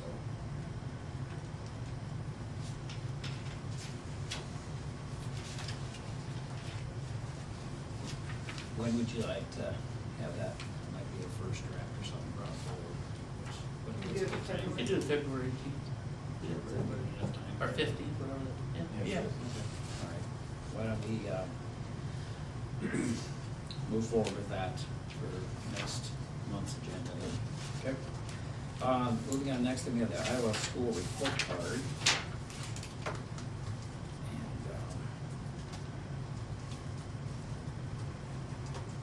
Robin's going to give us an update there. Did everybody get a chance to get online and take a look at those? Really, A lot of things to look at. this is, it's been out for a little bit now. There was a little guest editorial in the paper, or a guest column, I should say, in the paper about it. I think that there are some very good things. I think there are some things on this that all probably could also use some revision. If you go to the yellow box from the link and just type in Carroll, it'll take you to the Carroll schools there. And then if you just click on any one of the bars or even the arrow at the end, it'll get you to, I'm at Adams Elementary. And here's one of the things I'd like to point out to you, is where I think there's some inconsistencies in how the state is showing the data, sharing the data. You know, if you look at any of the other buildings, our staff retention rate is very high 80s, mid 90s. This one is 61.5. Any guesses why? Move the class, building. Move 5th grade out and move 3rd grade in, and the only, because I talked to them down in Des Moines, and the only thing they did was match names and folder numbers of the people that were teaching here from one year to the next year. And so when they went to match I think this is right, the 13-14 school year to the 14-15 school year, those 5th grade teachers weren't here. So they didn't care that they were still in the district. They weren't in this building. And so, you know, it's things like that. Well, okay, then you start looking at the numbers. Well, you know, the school was designated as high performing. Could have had the exceptional standard. You don't know because of that, you know. And so, you know, I understand why staff retention is important, you know, for continuity and things of that nature. But, you know, that's I guess one of the things I consider as an inconsistency. I'm not sure that even if you ask them, they could really tell you how all of this is calculated, to be very honest with you. The best information that I could give you is under More Information tab. There's a technical guide, and it will try to explain what those things are. You know, I think everybody certainly would like to see their districts or all their buildings to be in the high performing and exceptional. You can see there on this particular building, there were only 3% of the elementaries in the state of Iowa that were in exceptional range. And so it'll be interesting to see how this lays out. They use 2-year rolling data points for this. So it'll be interesting moving forward of how this all gets done.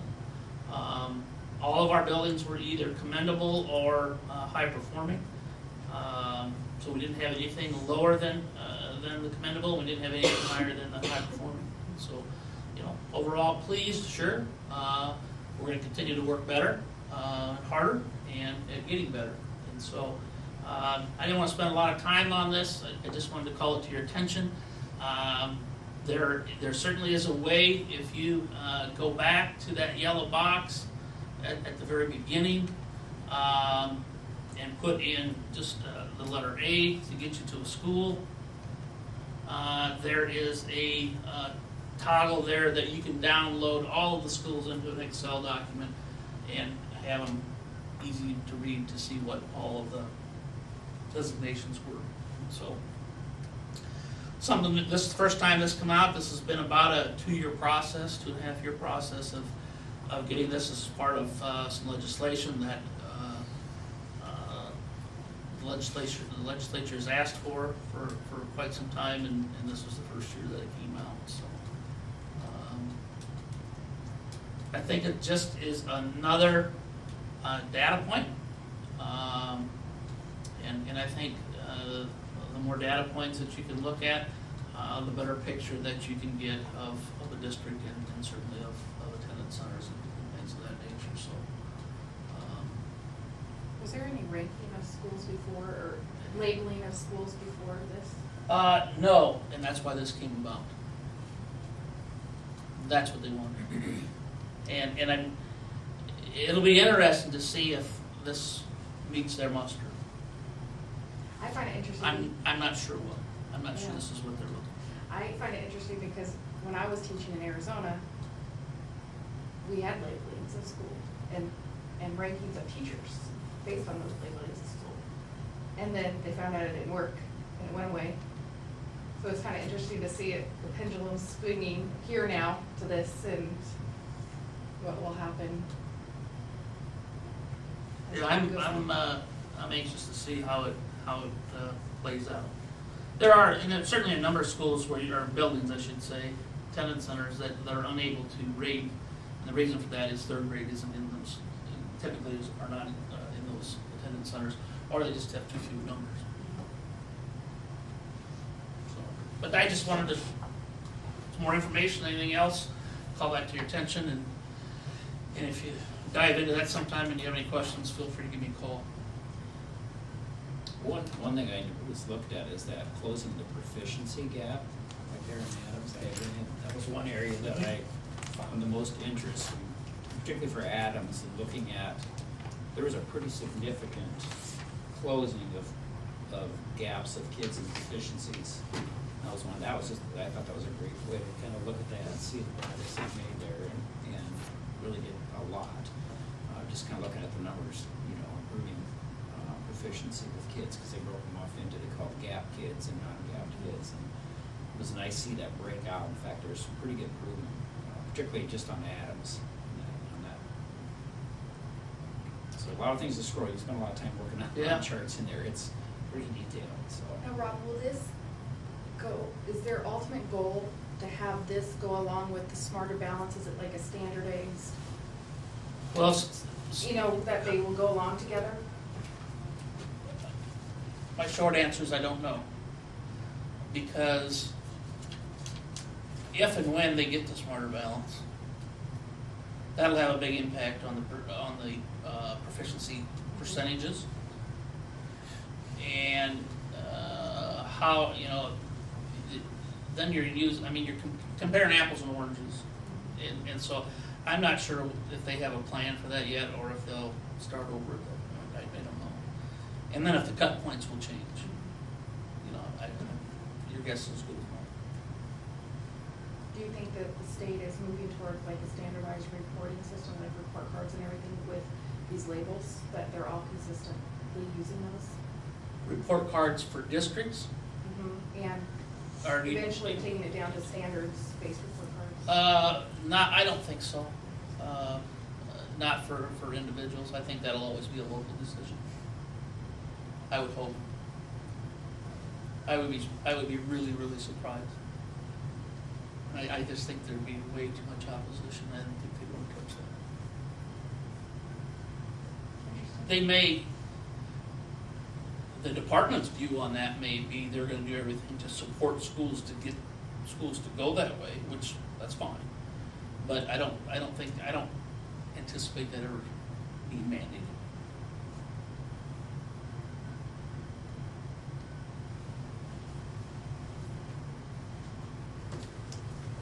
any thoughts or comments on the report card?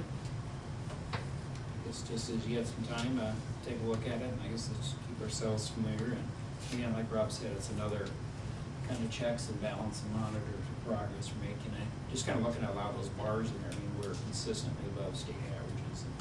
And not that that's our benchmark, but it just shows we're doing well. The department even came out and said, this is just part of the story. Every district has their story, and this only tells part of that story. It's something to And you look can't at. put all of your story in this basket, I guess. Well, it's something to look at, like you said, when you look at it, you see a number, that seems awful high or awful low compared to what we know about the district, why? And there are some explanations, like, the third grade moving out. There's also some that maybe surprise you being higher, that you look at, like, oh, they're doing some of the right things too, but like you said, it's just part of it. Okay. You can make the argument, belabor this point, but you can make the argument that, our kids do very, very well historically on the ACT. Then you can look on the college readiness numbers on some of these. 40%. Yeah. I kind of scratch my head, and that's why I say I'm not sure that I was asking I'm always. Tammy about that too, but she said only if it's based on the total number of students in the school, and only a certain percentage take it, so it's taking that, best she could understand, it's taking that number that are college ready versus the total number of students. So, But if that's gonna be the measure, then the state ought to say, okay, schools, everybody has to take the ACT. Right, yeah. Right. Everybody has to take it, and either the district or the state's paying for that. Because if that's how we're gonna be graded, then, you know, let's know all the rules up front type You of know, I think the story. report card title of that is misleading. To me, I think that's a good way of, hey, here's your report card, take a look at it. You know, can we improve next year and maybe get that to 45% or 50%? Yeah, maybe we can.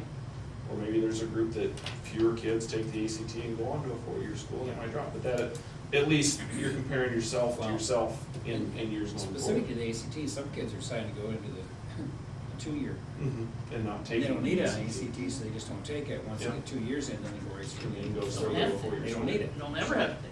Yeah, so it's Well, not they a matter take of the- not wanting it, they're just choosing to. Compass Choosing to go a different route, Compass test. Take the compass at a community college, and may never have to take these. Yep.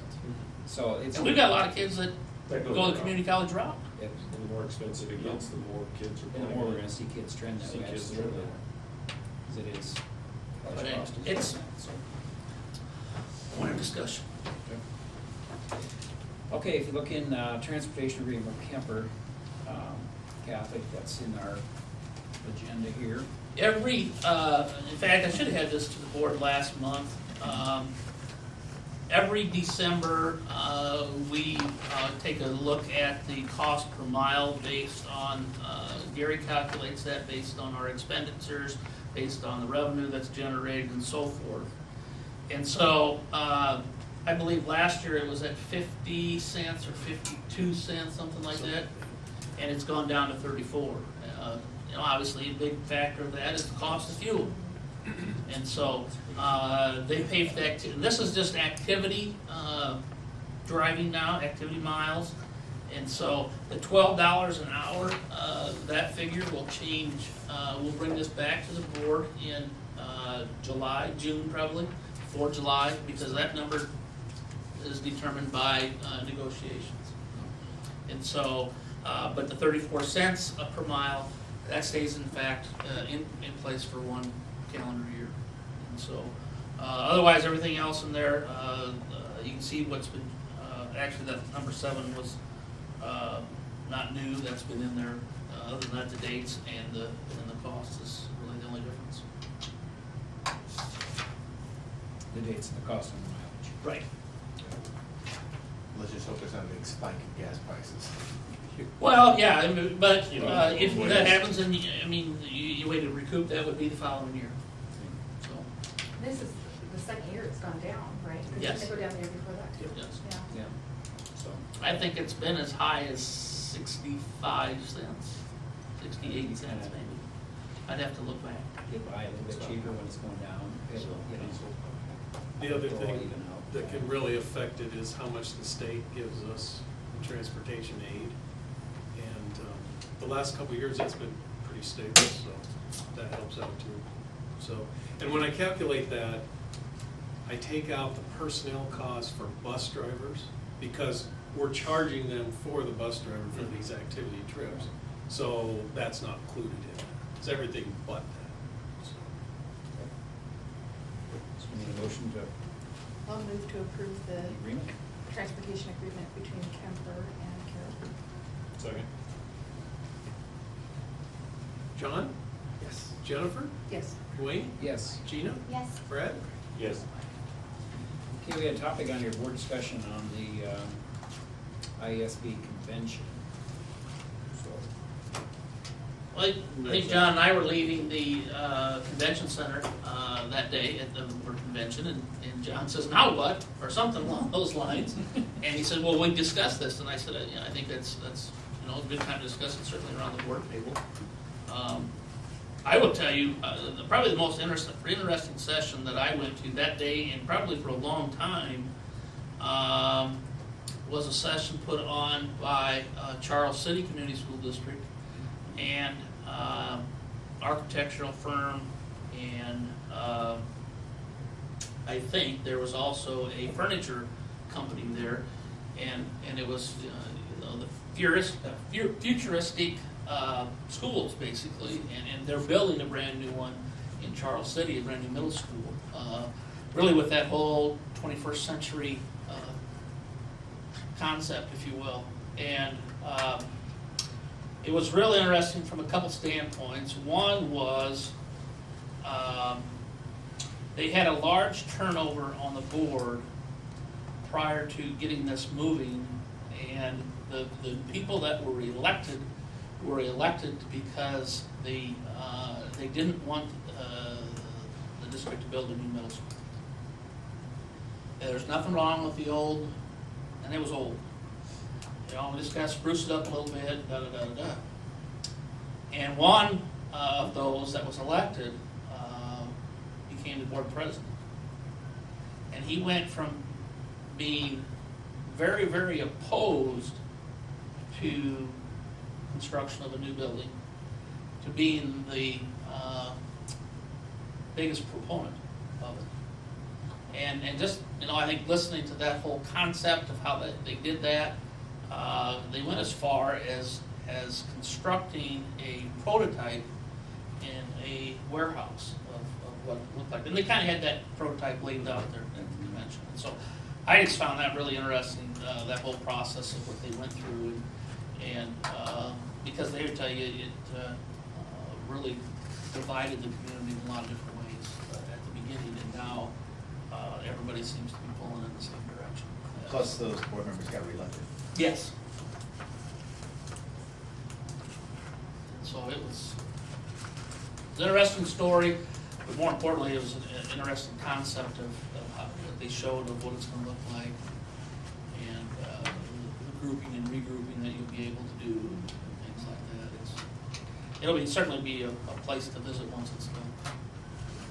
I actually gave Tammy that booklet on the Oh. classroom, because the furniture, I thought it would be. That'll be the for second one STEM. that she has then. Oh, does she? I would like the Smarter Balance one, just to get information on it, and now it sounds like it's at a standstill, right? But I thought it was interesting that they kind of, like you said, put the cart before the horses, because they don't even know how they're gonna fund it. And it's gonna be a higher cost of $28 per student, but it's unfunded mandate. And so I think that's where they're finding that they're running into. And then they didn't even have science integrated into that, the core, the standards, but they were gonna roll it out. I took lots of notes, but then. Yeah, there's some issues. I think it's not being, I think it's being held back. My words, nobody else's. I think there's a little bit of a turf problem. And I think that lies a little between the State Board of Education and the legislature. And I think, so, last message I got, there'll be nothing decided until this legislative session's over. It did have some good qualities when they talked about it, you know, that it's higher level thinking, that there's an online assessment that you can, the teachers after, to reevaluate the assessment after, they can go in and pull data for professional development on certain, like, areas that were lower than others. I didn't know how they would score some of it, because I thought it was a lot of, like, the summative stuff. I'm not sure they had the scoring down for the, like, the writing portions and stuff, and how that was gonna happen. Yeah, and I'm not as familiar with that as I probably should be at this point, but there's some of the, I just think there's a lot of things that they don't have worked out yet. And to be able to roll that out 16, 17 school year, I think is awful aggressive. Good idea, it's just, I they agree. need to do the More hard logistical work. parts of it a little better. I think part of the problem is, and I rarely will go to bat for the department, but I think they just had a lot on their plate lately to do justice to everything that they've been asked to do. The one thing that I did not like about this conference, I don't remember it on the other conferences, Dwayne, but how they had the times and they overlap so bad. Yeah, they Yeah. needed to have it separate, because, yeah. Too much staggering, I think. Yes. Yeah. And you were I always didn't- late or coming in to Well, one because of the I time? know our previous conventions, you could hit more sessions. They Yeah. were like, they broke more clean than what this one did. They may have gotten some pushback from vendors, they want that overlap, so when you leave one, you have time, you go to the Half an hour vendors, before the you have next that. one. Yeah, because that was your standing up. Yeah. But they were really forcing you into tracks. Yes. Right, I didn't like that. I didn't either. Because there were some that I wanted to go to, but there When was they're- 20 when minutes, they're half hour in. over, it's hard to get there and And understand then- what.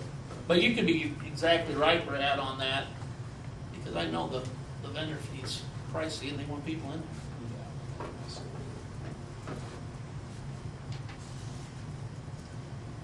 I had a chance to go to the Creating Positive School Culture, and I thought that was really something that was useful. It's not something that's, a real concrete issue that, you see in report cards and things like that, but I think it's helpful to create the positive image for the district, for the community. We work for the community, and a lot of times we need to be better at looking at issues through different lenses.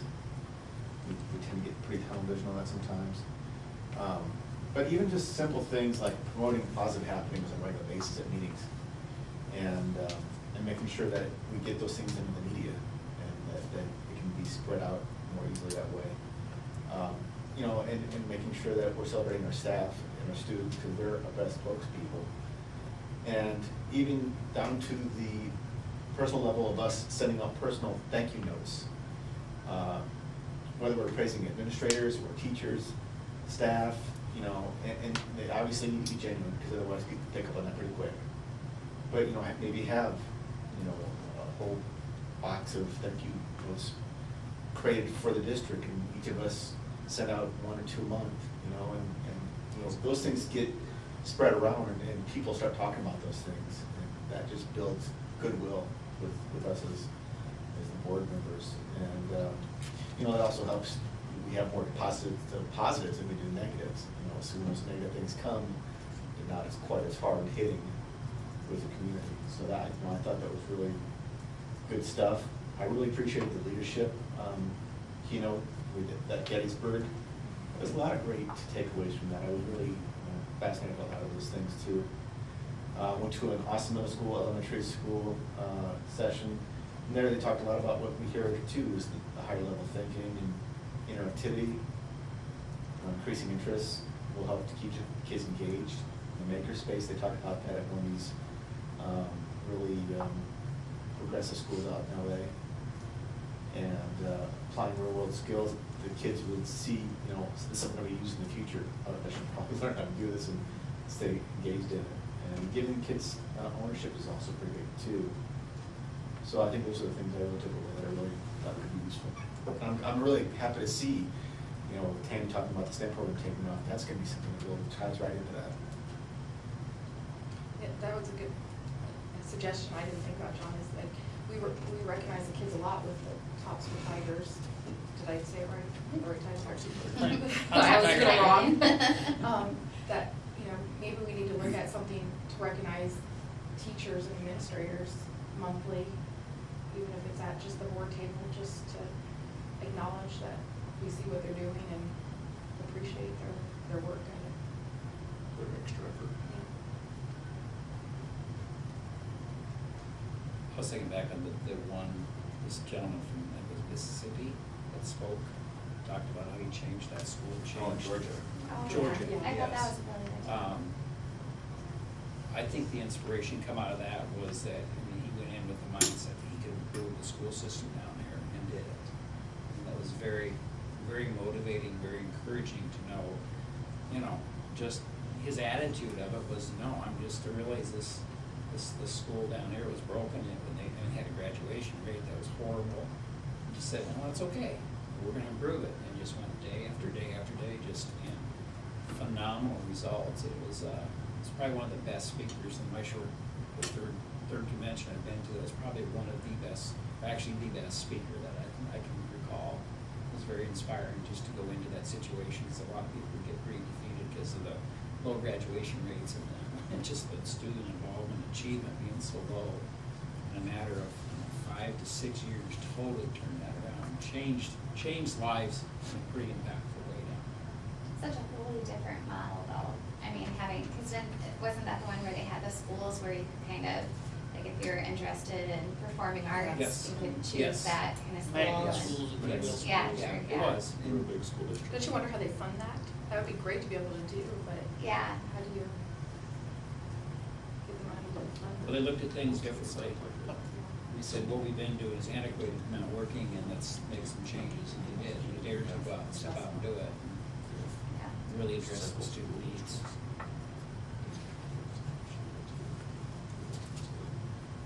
That's one of the things that it's nice to hear, like the high school come with their new courses, because they're recognizing, that our society and kids change so quickly, and that they evolve with, preparing for different things, or at least exposing them to different things, so that they might have an interest in it, or might not, but they get that exposure. Any other thoughts, comments from the convention? Look forward to next year. Now the business office report. We're gonna talk about tax evaluations. Well, those were posted on the auditor's site here right after the first of the year. And if you go to the back side of the front page, where it there's the total for all cities, and then it's right above where it says total for all K-12 schools, and if you follow Carroll's across there, that's what the valuation, the property valuation will be, the number that will be used for this coming budget year. So that's what we get from the auditor's office. Now, if you turn to the very back, you'll see Gary's layout of that, of the comparison, which is a whole lot easier to read and a whole lot easier to follow. So you can see there the valuation with gas and electric utilities overall went up about 1.5%. Without it went up about 1.25%. And so not a real huge increase, a little over 13 million. It's the first time in a few years, I think, that the TIF went down, tax increment finance evaluation went down. That's been going up simply because of a number of communities doing different types of infrastructure projects and putting in lots to build houses and streetscapes and things of that nature. So, but it went up, and we'll take it. So, back as I had the this month's bills out of there, and so Diane gave me those over the weekend, and so you can see there in the physical plant equipment levy. I wouldn't get too nervous simply because it says approximate balance of $17,716. That balance includes subtracting the $181,000 for buses that really hasn't been subtracted, but I just want you to know that, obviously that's a commitment that we've made, and so that's going to come out of there. Now, there's also probably another $130,000 in revenue that will come in between now and the end of the fiscal year as well. So, then in the physical plant and equipment levy, I thought that was, I didn't know that, maybe it's here. Here we go. You can see there's just a little, this month's bills, we paid the $223,650, which was a revenue bond payment on the $6.8 million that we borrowed. And then we had monthly bills of $127,684. Still having a balance of slightly over $1 million in sales tax. And so then I also made a copy of for you of the Fairview construction project of where we are there. We're in about $2.6 million has been spent on that project so far. My best guess is the office area will be really close to being done probably by the end of this month. And they're still, and work is constantly being done in the gymnasium as well, so. Rob, what's this cost compared to what it was anticipated to be? The whole contract, I'd have to double check the whole contract, John, but I want to say the whole contract was 3.2 million and change. We will be short of, when I say short, on the money that, from the 6.8 million. We knew that going in, because we also chose to do the alternate there, which was the door and the walls in the north end. And so, I think when the dust settles, will be, probably $250,000, $300,000 that we'll use from, sales tax revenue. Because of timing, because they couldn't get the big, what are they, precast cement walls, they chose to do the inside of the school. We were gonna wait for the inside walls Right, for the next right, year. yeah. We flipped them But around. we flipped it. Yeah, We're gonna do it the was gym more of a first. timing, we're gonna do the gym first, Yeah. wait a year, save the money due to the inside. There was just a long waiting period for the precast. You know, non-construction people like me say, well, why can't you have those in a week, you know, but, when they deliver them, you understand why they can't have them in a week. Well, I think originally But, they moved the date back on them from what the initial Yeah. estimates came in from River. And so, we moved it with the other. but that, and that's, in hindsight, is probably the best thing that happened, to Yeah, be it very was. honest with you. You know, I think certainly from an instructional standpoint, Big improvement. I think it's been really good. I wasn't concerned. No, Just but, curious. yeah, I think it's, I'd be shocked if it's only 300,000. And I would tell you some of that is due to, you know, when we did some other projects, we bought some additional furniture out of that money. You know, if you add all of that up from some other projects, then you probably have enough to do everything there. So it's, you know, one hand to the other. That was one thing I forgot to say about bills, is that the lighting was in the bills, but we haven't got the reimbursement for the LED. Is it LED? Yeah. LED lights.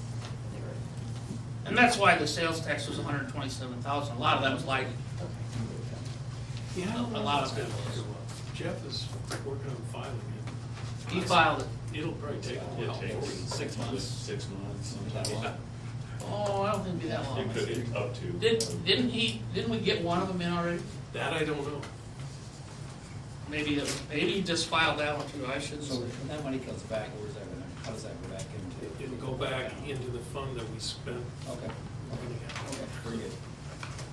It was over a 20 or 25 page report that he had to file for that reimbursement. Let's use large print. I feel bad. I didn't look like it to me. But Okay. the other one that I have in there that Gary can share his with, this is the first month that we've put that in there, and it's in your packet, is the line item revenue. This is where the money comes from, and this is just the general fund.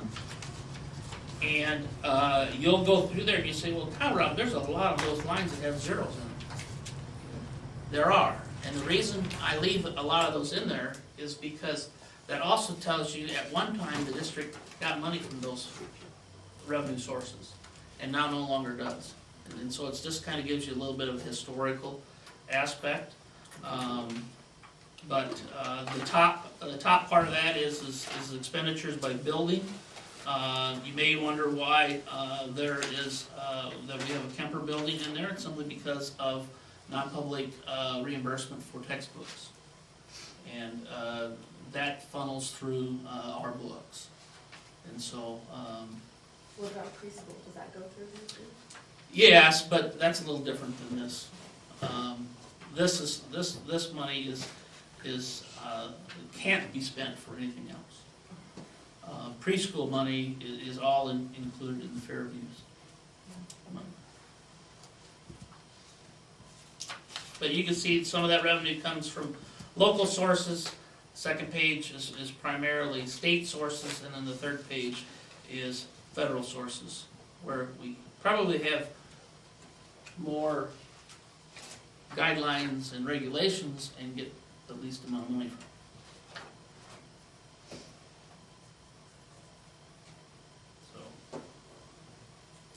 look that over. If you have any questions over that, certainly you can give myself or Gary a call, and we'll try to walk you through it.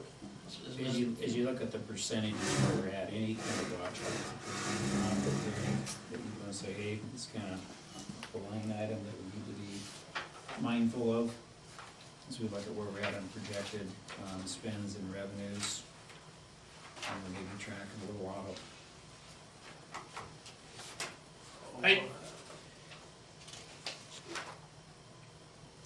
I would tell you one thing that I would keep an eye on, and it's not from the revenue standpoint so much as the expenditure standpoint. And that is the table at the top right-hand corner.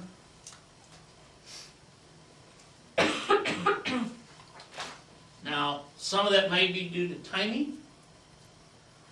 Some of that might be due to other things, less spending. But you can see, that's year-to-date. Wow. So last year, at this same time, we spent 7.7 million, and this year we spent 6.5 million. If I was a board member, I would continue to look at those numbers, because that's your year-to-date area right there. So, revenue, I think, is, well, you know, you're 50% through the year, and we're total revenue at 43%. You know, we have some revenue that'll come in for open enrollment yet, things of that nature, so. I wouldn't say that revenue is running drastically behind. I think it's running behind a little bit, but nothing I would be overly concerned about. Is there any, some of that, is that building, obviously some building things going on, the difference, the way it's, I mean, it's the lowest it's been for the last 5 years at this point in time. At 6.5 versus, it was at 7.5. It's over $1 million lower than anything else. Yeah. Gary, how'd you work your magic on that? Well, the yellow sheet on there is the one that I did, and Rob and I don't necessarily talk back and forth when we do these, so the numbers may not exactly match up. The numbers I have just came out this morning, but I was kind of shocked by that too, on the expenditure side of the general fund. If you notice, mine's quite a bit higher, but there's a reason for that. What we typically do is we gap back 2 months of expenditures. And so I have put in like $1.7 million in my expenditure line just to reflect that, so I don't forget about it, because that's gonna come when we get into you know, the end of June. We're gonna be gapping that back, which we typically do that. But even with that, I'm at 45, 46%. And we're 58% through the year, so that's a little low. And so I'll probably spend some time and look at that and see if there's anything that we might have missed. I don't know what it would be. Now on the revenue side of general fund, like Rob said, we're lagging behind there, you know, about 10% from where, that's typical, because some of those monies the state is not going to give you until you spend it. Yeah, So sure.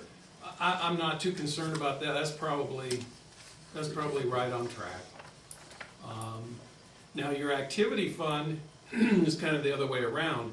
You know, you get a portion of your money comes from activity tickets. That comes in at the beginning of the year.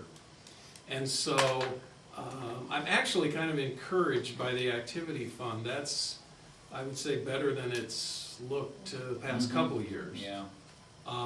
Management fund flips the other way.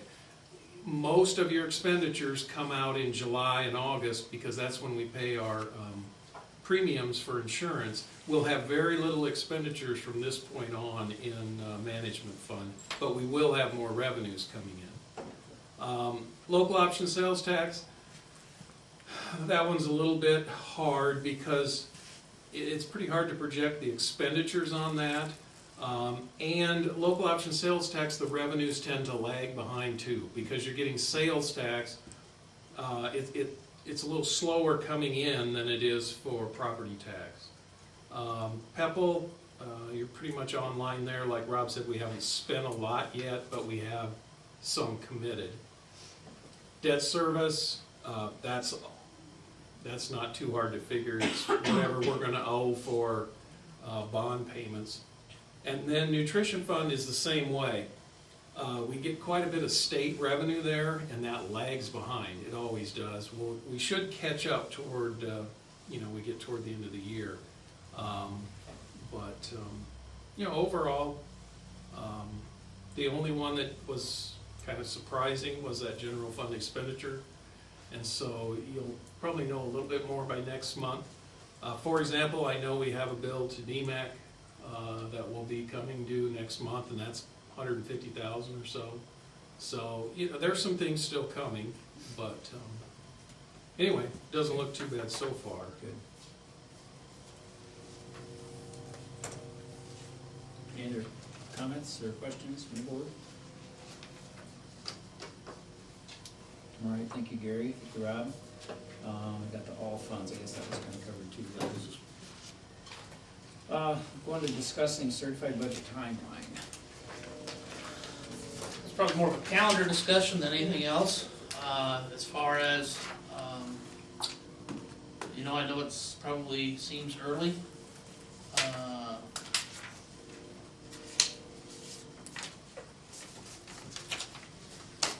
Typically, well, if you work backwards, April 15th, of course, is the certified budget has to be certified to the county auditor. And you have some publishing timelines and that you have to follow before you have your public hearing. You have your public hearing, and you have to publicize that at least 10 and no more than 20 days ahead of your public hearing. And so that's a timeline you've got to deal with. I would suggest having it a little bit early in the case of some type of unforeseen circumstances, because if you don't hold your public hearing when you have it scheduled, then you have to republicize it, and that could run into a problem if you're not careful. So I would just throw these dates out, I guess, that I would call it the first week in March, even though it's February 29th because of leap year. You could have something that week. For example, you could have March 2nd. Then we would, put it in the paper, have a public notice, hold a public hearing sometime. I would say sometime maybe the week of March 21st. You certainly could have it then. Can you tie that into your regular scheduled meeting? You can. Yeah. You just can't start it before the time that you have it scheduled. A lot of times the public hearing has been over a noon meeting simply because it takes about 5 minutes. But you could do it on the 21st, if you so desired. You mean as far as a regular board meeting? Yeah. Okay. So what day do we need to have this all done by, Rob, so that you feel comfortable? Well, I would say that week, certainly, because then if you can't hold it, for example, that week, you still have at least 10 days to get to repost it, get it public, put it in the paper, and have your hearing. So, but those are just some tentative timelines that we can work with. And we can come around with a snowmobile and pick you up if we have to for a budget hearing, so. For a while, schools used to publish it will be held on March 5th. If it's a snow date, it'll be March 15th. Well, it was ruled you can't do that anymore. So you have to have a specific Makes too date much and sense. time. So what are you you want to do March 2nd, you said? What day? For the first? That's March 2nd is a Wednesday. No, it doesn't have to be the 2nd. I mean, No, I was just curious. That week sometime? that week sometime would be.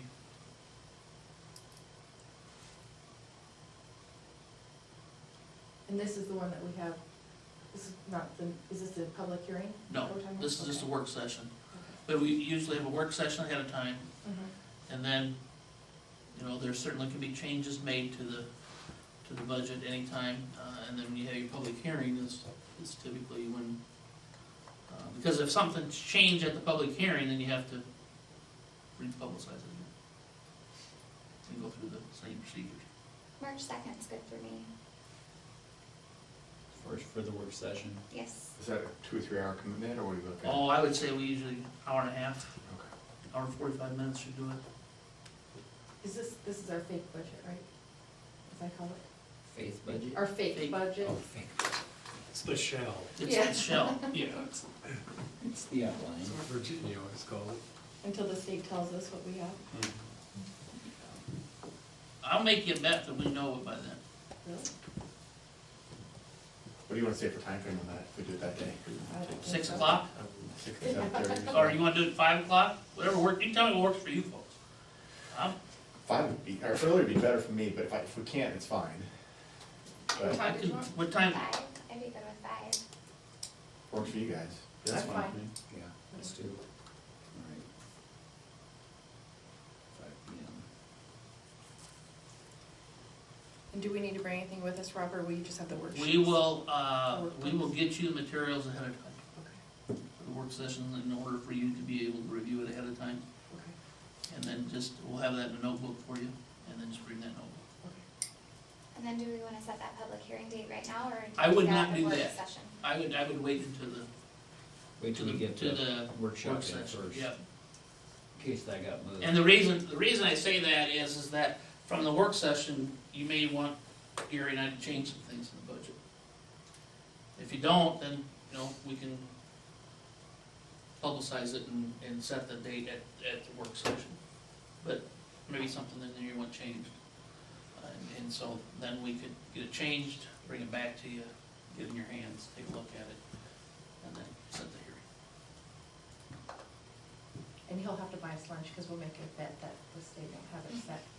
I'll bet you lunch that it's set by March 2nd. Brad and I don't think it will be. All right, well, do we need a motion on that? Wouldn't hurt. All right, so I'd ask for a motion then for the budget work session for March 2nd at 5 p.m. I move to set the work session for March 2nd at 5 p.m. Or do we want a location? Right here in the boardroom. Boardroom. A second? A second, yeah. Jennifer, Yes. Dwayne, Yes. Gina, Yes. Brad, Yes. John? Yes. All right. Suggestions, for the February 15th board meeting, anything else? I talked a little bit with Rob about this. Something we may want to discuss sometime is the possibility of adding advertisement to like stadium, to gymnasiums. It Some may point just in be time, I think something it'd to be good discuss. for the stadium committee to do an update, I guess, when we get to, when we feel Brad, there's, Something more enough, concrete. yeah, enough progress being made to say, hey, let's, you know, bring some of the committee in, just give an update and kind of, once we get ready to. And we may be ready at that time. We meet again February 1st. Yeah, I was thinking possibly that one, maybe one by March for sure. What about, what we talked about doing, with Rob about the, teachers, that you were gonna have that discussion with them on Thursday about, Oh, I talked to him about that. were they open to, I'll talk to you about that. okay. Apprehensive would be the word I would use. And I think simply because it's new. Okay. Good things are good. Yeah, no, I'm not, I went to the Park and Rec Committee today, and the next one's February 15th. John, Brad, and John. And? What's that? Crickets. And they are changing the policy, Dwayne, Gina, that they will allow one person from outside city limits to Oh, be serious? on. Hey, all right. How policies do change, huh? Did you beg for that? Is that why that happened? No, it was on the agenda, I was like, wow. What were they gonna do when she's standing there? They realize, pounding on the they realize all table? the board members are moving outside the city limits. Yeah. Oh, that's funny. Liz Doyne's garage is my official. Well, we could probably do some rotating on that. Yeah, and I'll pass on the email when I get for that February 15th. It wasn't anything big today at all. I'll have conference board tomorrow, which is interesting because our assessors resigned. You guys heard about that, right? No, I did not hear. You didn't hear that?